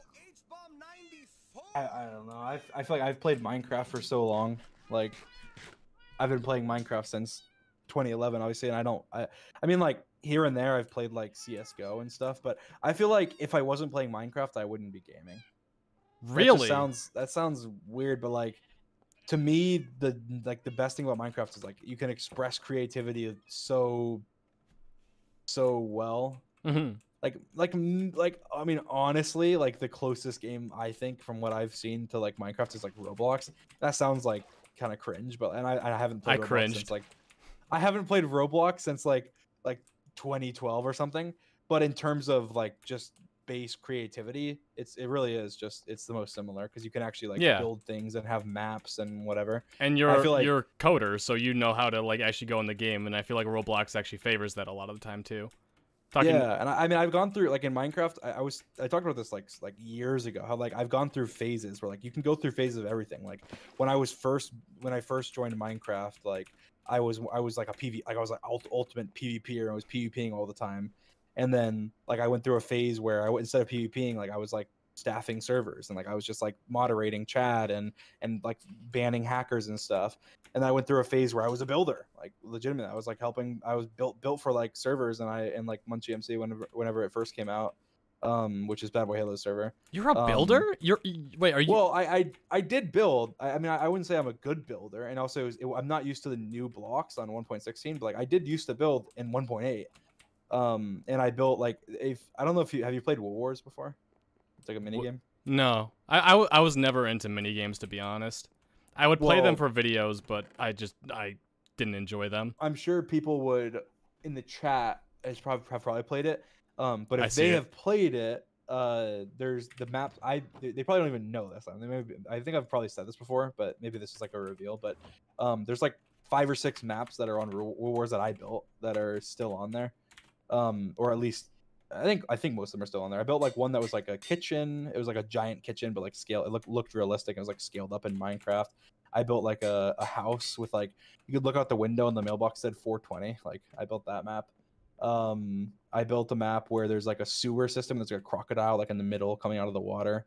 I don't know. There was like a bunch of those maps that I built, but like I used to build back. That was probably like in 2015 or something. I used to build more, and then I went through like a coding stage, obviously, where I like did coding. I went through a YouTube stage and I went to like a trapping stage where I was doing all these crazy traps with like floating sand and like crazy Minecraft mechanics to like trap people. And there's just so many different phases I've gone through that like I feel like in Minecraft you can just do like anything.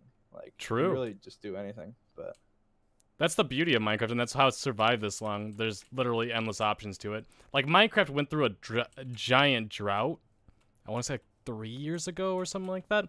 I think it was when they were transitioning from being Mojang, or just Mojang, to Microsoft. And, like, everything was being worked on. There was no updates to the game.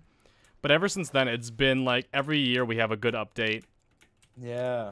And also... Mojang's done such a good job recently. I feel like, yeah, there was, like, from 1.8 to, like, 1.9 to like 1.12 it was kind of like but then the aquatic update hit, and then ever since then I think they realized like they realized what they need to do, and they've been doing it perfect. It's just keeping the game fresh, kind of like, even if it's not like a monumental change. Like, I don't want any like PvP changes or anything like that. I just want new things to the game that allow for creativity or new options. Like, I feel like something that's going to change the game a lot in general, not even just like Redstoners, is that new the Skulker, I think is what it's called, or whatever. The wireless Redstone. I think that's gonna make oh god, I forgot he got pranked yesterday. Dang it. I think that's gonna end up having such an effect on just SMPs in general, with the amount of creativity you can do with like hidden rooms, like on the DreamSMP. I guarantee you there's gonna be so many new ways of getting like hidden bases on here so people don't steal your stuff. Yeah. Yeah, it's gonna cool traps, that kind of stuff. It's gonna keep it like nice and fresh. Also, I want to fight that guy so bad, the warden. I've never seen something I love so much. Yeah, that'll be crazy. Even like our netherite prot 4, he'll still probably kill us if we aren't like super careful. Yeah, that's literally like my dream. I was hoping for. Okay, so we're not gonna prank Fundy today. I was gonna do that, but he was pranked yesterday by Tommy, so I'm gonna save that for another day. I've always wanted like a really tough boss, which we kind of have it with the Wither, but not really at the same time. I want it to be a way that we're super rewarded for being smart, and I'm hoping that the Warden is that way. Maybe even like we can't kill the Warden. Like, how would you feel if you can't kill the Warden? Like you have to avoid him. I feel like a mob like that would be pretty cool. Yeah. Or at least that like it's like insanely hard to kill. So like you pretty much have to like avoid. Me and George had the idea that's very similar to that, where like if they added it to the cave update, it'd be so awesome. You know how they had like the giant zombie back then? They had like a giant spider. Did you hear that, Stream? No, I thought you were about to talk. Like I came into one of your streams and you were talking about the Moo and Poo update. Oh. No. Well, I think it was actually during that stream, but we had the idea of like adding like a random cavern you can find that's just filled with cobwebs, and they had 2 new mobs to the game. One is like the baby spider, so it's like a spider that's like much smaller than the spider. Dope. And then the second one is like the mama spider, or like whatever, the queen spider. And then in that cave you'll find, that's the only place you can find the queen spider. And like when you walk into it, like the queen spider gives birth, and there's like hundreds of these like baby spiders that are all like attacking you and stuff. And like I don't know, you could get some potion from it or something. Like something drops. I want more things that are like the Totem of Undying. I hate the Totem of Undying. Like I hate the mechanics of it that you just survive. I really don't like that. I've never really wanted to use them, but I like the fact that that's an actual item and like how hard it is to get. Like it's super rare in the world. It takes time. It makes you risk your life to get it. I want there to be more stuff like that. Like even if it's like, okay, one thing, you might disagree with me on this. I want them to get rid of prot. I don't like the fact that there's just an enchantment called protection. I want there to be more like fire resistance, projectile protection. I want other things to have a use. Like once you get just prot 4 on your armor, you're never going to get rid of it. I like in like World of Warcraft, I don't know if you've ever played that, but depending on like what boss you're going up against, you'll try getting like fire resistance. You'll try getting like ice resistance, that kind of stuff. I feel like probably not getting rid of prot, but just like changing prot to be called like melee protection instead of just protection. Yeah. So then it's like it only protects from like sword damage or something. Yeah. The reason I bring that up is because you were talking about the spider boss, which is something that I wanted as well. Just because there's no use for Bane of Arthropods. Like no one wants it. It would give a huge use for Bane of Arthropods because all those baby spiders.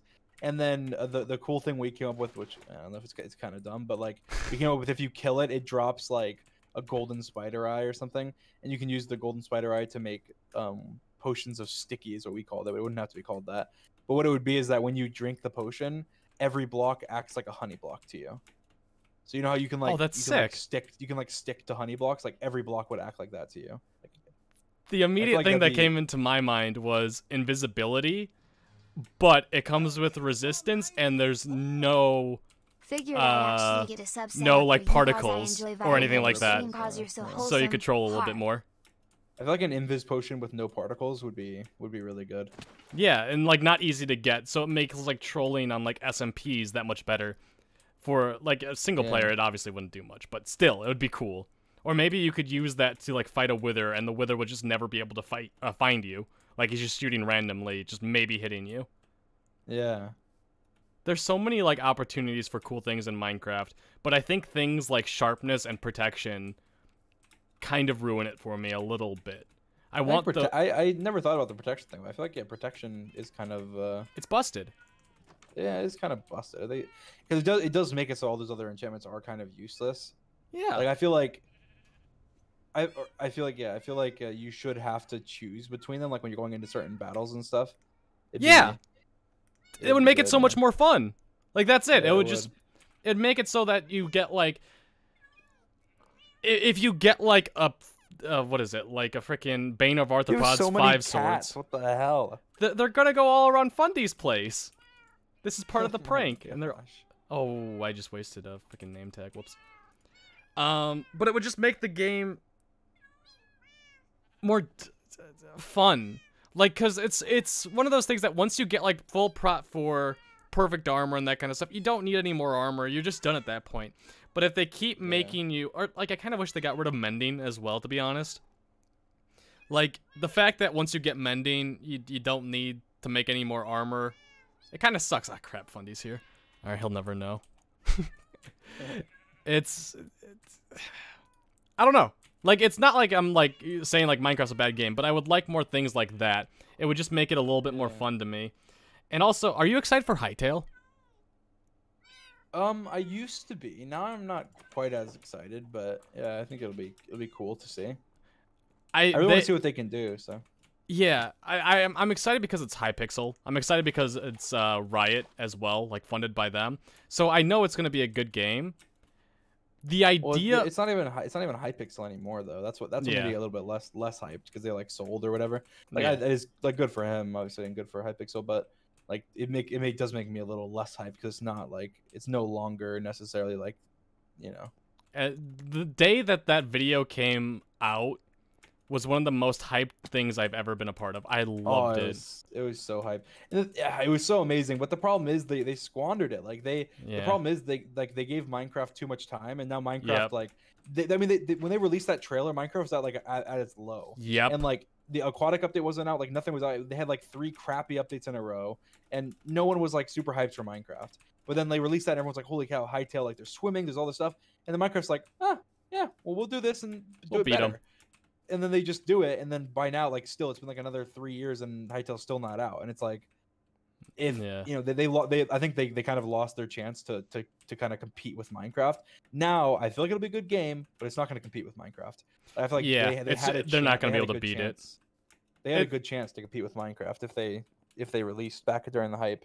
It's gonna be a game that every single Minecraft YouTuber plays, and they have fun.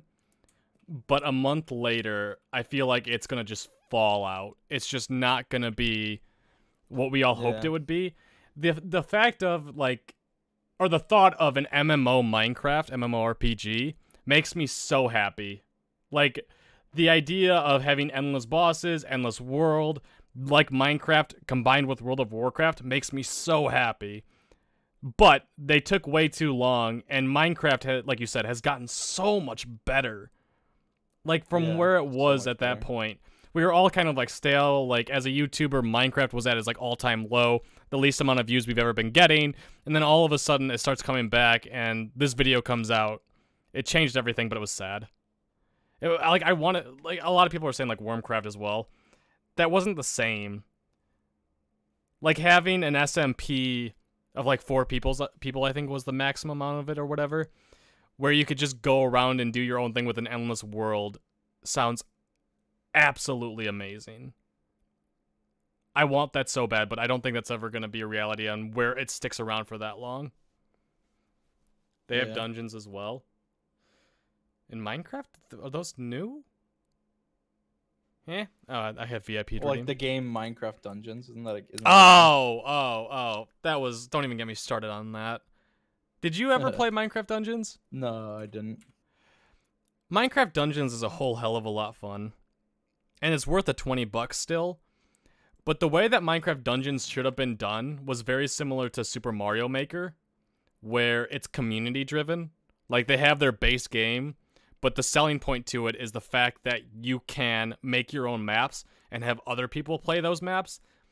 As a content creator on Twitch, if I had people wanting to send me maps and make it very difficult on me to win, would make the content so much better than just speed running through the, well, speed running is kind of entertaining, but like just like going through the storyline and like trying to max out armor, which isn't that much better. What other video games have you played, Dream? Yeah, I mean, I used to play Roblox when I was like younger, but I played Minecraft, CS:GO, Among Us. I used to play like occasion, like sometimes. I think we talked about this once before. Sometimes online, there's like this one like, it's like it's like a RuneScape type game, but like not really. It's like you're just like battling monsters and stuff. Like it's like what is it called? Like an RPO or something. Yeah. So you were never like that much of like a hardcore gamer or anything like that. That's what I've said. I've always said the quote I've said before is that I'm not a gamer. I'm just a loser. Like I like playing Minecraft. There's a bit of a difference. I don't game. I don't play like different games. And when I do, it's just like, my friends are playing, and I'll just pop in it once. Like I don't play I don't play much games other than Minecraft. So. You know what's weird? I think like your phrasing of a loser is quite the opposite of what it actually means. Like I consider like someone like me that plays too much video games and not like socially interacting as much a loser. You were very social and still are to this day, but you play video games, and that's quite the opposite of what I would consider a loser. I just play Minecraft. It's kind of lame, and to most people, they're like, I play like League and Fortnite and. Oh yeah, those games are way cooler than Minecraft. Come on. Well, when you're playing like multiple games and you're good at them, good at multiple games, and you're like a gamer. Whereas I'm like, I'm good at Minecraft, but that's all I play. Well, like if you phrase like good at Minecraft, it could mean anything. But the fact that you have 13 million subscribers just in anyone's mind, like not even just like, oh, he's got money or anything like that, that makes you really cool because other people think you're really cool. And 13 million people, like there's some people that would just subscribe and not really know, but like you can't like fake how genuine or like fake your content to 13 million of people. That's not a thing that's possible. People catch on, people unsubscribe, and how fast you're growing makes you really cool. Can you ask Dream if he'll ever stream his speedruns? No. No. It is. Like, being a YouTuber, like, doesn't, like, necessarily, like, vibe off as cool, but being a very successful YouTuber does, in my mind. Oh, Puns fixed his house. This is epic. It looks nice. Oh, yeah. I realized. I was like, what house am I in? Anyway, Puns was doing that yesterday. I disagree, but it's okay. We can disagree. I don't think that having subscribers makes you cool, but I think what you do with them makes you cool. No, I don't think the subscribers necessarily makes you cool. I think the success does. Does that make more sense? Well, I guess in like the average person's eye, sure. Yeah. Well, that's what I mean. Like if you just walk up to someone new and they ask what you do and you say you play Minecraft on YouTube, that doesn't make you cool. Yeah. But the fact that you're successful at doing that, I think being successful at anything makes you immediately cooler in my mind. Who hit? Oh, hi. I found you. Have you been running around this entire time? I've just been running around. I've gone through like a stack of steak. I saw you over at Eric's place earlier. I was just watching you run around. I had a. Do you know his name is Grazer? Do you know that name? Grazer, yeah, I know Grazer. He was on a bunch of SMPs with me. He's like my OG, like oldest friend on Minecraft. And all he would do on the cube and any server I've ever been on with him is just run around, and then 5 minutes later, just ask for food. That's funny. Jumping down. I'm gonna ask this again. I'm gonna message you every week until you do it, because I want a Dream Team podcast very badly. But I do think we'll do it. It's just there's stuff that's got to be done to make sure it's done right and stuff, and obviously I have a lot on my plate, so I think it'll probably be January or something most likely if we do it. But what do you have on your plate? Wagyu? Yes. Yeah, exactly. Oh, place over here blown up. So what do you have in mind for the SMP? Anything cool that you could reveal coming up? Oh, well, there's two things I want to do, but both of them I'm not sure if they'll actually happen or not, or if enough people will, like, if there's anybody that's like super opposed to them or anything. One of them that I want to do is I want to have some like epic amazing challenge for an elytra. So one person gets an elytra, and if the winner of the challenge gets it, and it's like this insane challenge, but the elytra can't have mending on it. So like it's like you have to repair it using phantom membrane. There's no phantoms. Like it'll be like a Elytra that eventually will break. But I just think that'd be really cool. This is the first time I've ever mentioned that to anybody, so I don't know if anybody will want that. It was actually wait. There's no phantoms on this server. I never realized that until this very moment. There are no phantoms. Yeah, there's no phantoms now. How did you get the server without phantoms? It's just a game rule. Game rule, no phantom. Oh. It's game rule, no insomnia or something. Oh. Oh. Yeah, I don't know. I guess I want to bring it up and see what people think about it. But I think doing like some epic challenge, like maybe like MrBeast scavenger hunt. It's like a MrBeast scavenger hunt, except for the chest. There's an Elytra in it, or something. Oh, please do that. That was one of my like favorite memories on the server, just because I was able to talk to so many new people. Because I was still new at that point of the server, and it was like, oh crap, MrBeast wants to like come on the server or whatever. I know he didn't. It was you, but still, it was like, oh crap, this is a big deal. Like that was like the moment where I was like, oh crap. And then also the fact that I could win $10,000 in Taco Bell money, and I got to meet new people, was amazing. Like the whole, like, the Lemanberg stuff I'm not like a huge part of because I don't want to just insert myself. That's what I was like kind of panicking about, and that's why I didn't stream it. I was like, I want to be here, I want to be a part of it, but I don't want to just, like, I'm a part of this storyline now, suck it. So I was kind of like hesitant and being cautious rather than anything else. That makes sense. I wish I was here when I originally started, because then I feel like a lot more involved and be able to talk to more people about that. But just, I feel like I didn't do a good job when I first joined, and I need to get better at that. Like, as I said, I'm very antisocial and introverted. I know I'm fine, but I need to get better at talking to people. Like, I don't really reach out to people. Like I message. I feel like it'll come naturally. I feel like it will. Like there'll be certain situations, something will come up, and then you'll start talking to certain people, and then you'll just make it a habit, and then I feel like it'll be. It's dude, with how big the server is. Like, I'm not like looking for pity or anything like that, but it's scary. Like I feel like if I mess up a conversation with Tommy when he's got like 100,000 viewers, it's intimidating. Like it actually just is. There are people on the server that are good at streaming. Good at YouTube as well. Like you, Tommy, Tubbo, everyone. Like the amount of success they've gotten is crazy. Yeah, it's insane. But I mean, if you want it, you gotta do it, and then you'll be in that list you're mentioning. You already are in my eyes, but you gotta get up there. Get those view counts up. Oh, you're disgusting. Sometimes you're too wholesome. All right, Dream, I'm going to pop off after that mention. Dude, thanks for joining me. It was a ton of fun. All right. Yeah, nice talking to you. Bye, Dream. Bye. Love you. Love you. Oh, yeah. He said it. I don't want to hear it, chat. I don't want to hear it. He said it. I heard it. 100% heard it. Yo! Before I forget. And Rojas, thank you for the $1. Hi, Sunny, thank you for the 100 bits. Why does Dream sound so much like Razor? Does he? Not to me, at least. Cloudfruit, thank you for the tier 1. September, thank you for the 200 bits. Lori, thank you for the 3 months. Dream was Tekken. Thank you for the 3 months. Barry, thank you for the tier 1. Hi, buddy. You come up to say hi, finally? Destroyed, thank you for the 100 bits. Alex, thank you for the host. Safu, thank you for the 100 bits. Hi, Sunny, thank you for the 100 bits. I'm tired, boy. Zekin, thank you for the host. Shadow, thank you for the 200 bits.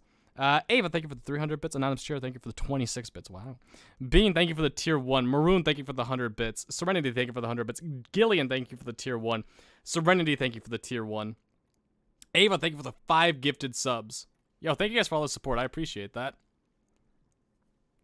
Thank you, thank you. We have 12,000 viewers. This is up there for the most amount of viewers I've ever had. If anyone's new here, my name's HBomb94. I'm assuming a lot of you were found because me and Dream were talking, and I appreciate you being here. If you can, just hit the little follow button underneath. It's free. It's an easy way of supporting me. My name's HBomb94. I play a lot of Minecraft and do a lot of dumbass stuff. That's kind of my go-to, is just be stupid and have a conversation, kind of like that. I like conversations like what me and Dream just had. Jay Lemongrass, thank you for the 2 months. I know that name. You make some sick fan art. Thank you, thank you. It's very deserved, H. Eh, don't get wholesome on me. Dream did that enough to me already today. Cheese Doodles, thank you for the Twitch Prime. Thank you, thank you. 2 VIPs redeemed. Moderators, can you get me the names, please, of the VIPs who were redeemed? Thank you, thank you. Wholesome HBomb Day? No. I think we're doing a subathon soon. I haven't done a subathon in a very long time. I think I'm going to find something to do on the server that's going to be, like, very great. I think it's probably going to be trident hunting. And we're going to spend an entire day doing that and do a subathon. I think that'll be fun. That's wrong. I don't like that. Yo, Meowty, thank you for the 1,000 bits. Interview. Thank you. I appreciate that. One of these days I need to do my own podcast. I feel like I'm very good at being an interviewer, but interviewee I don't excel at. Elena, thank you for the tier 1. Lauren K and Star Wars VIP redeemed. Okie dokie. Thank you guys for the support. Lauren K 1404 / VIP I Star Wars 22. Perfect. Thank you guys for the support. Thank you for the 100,000 channel points.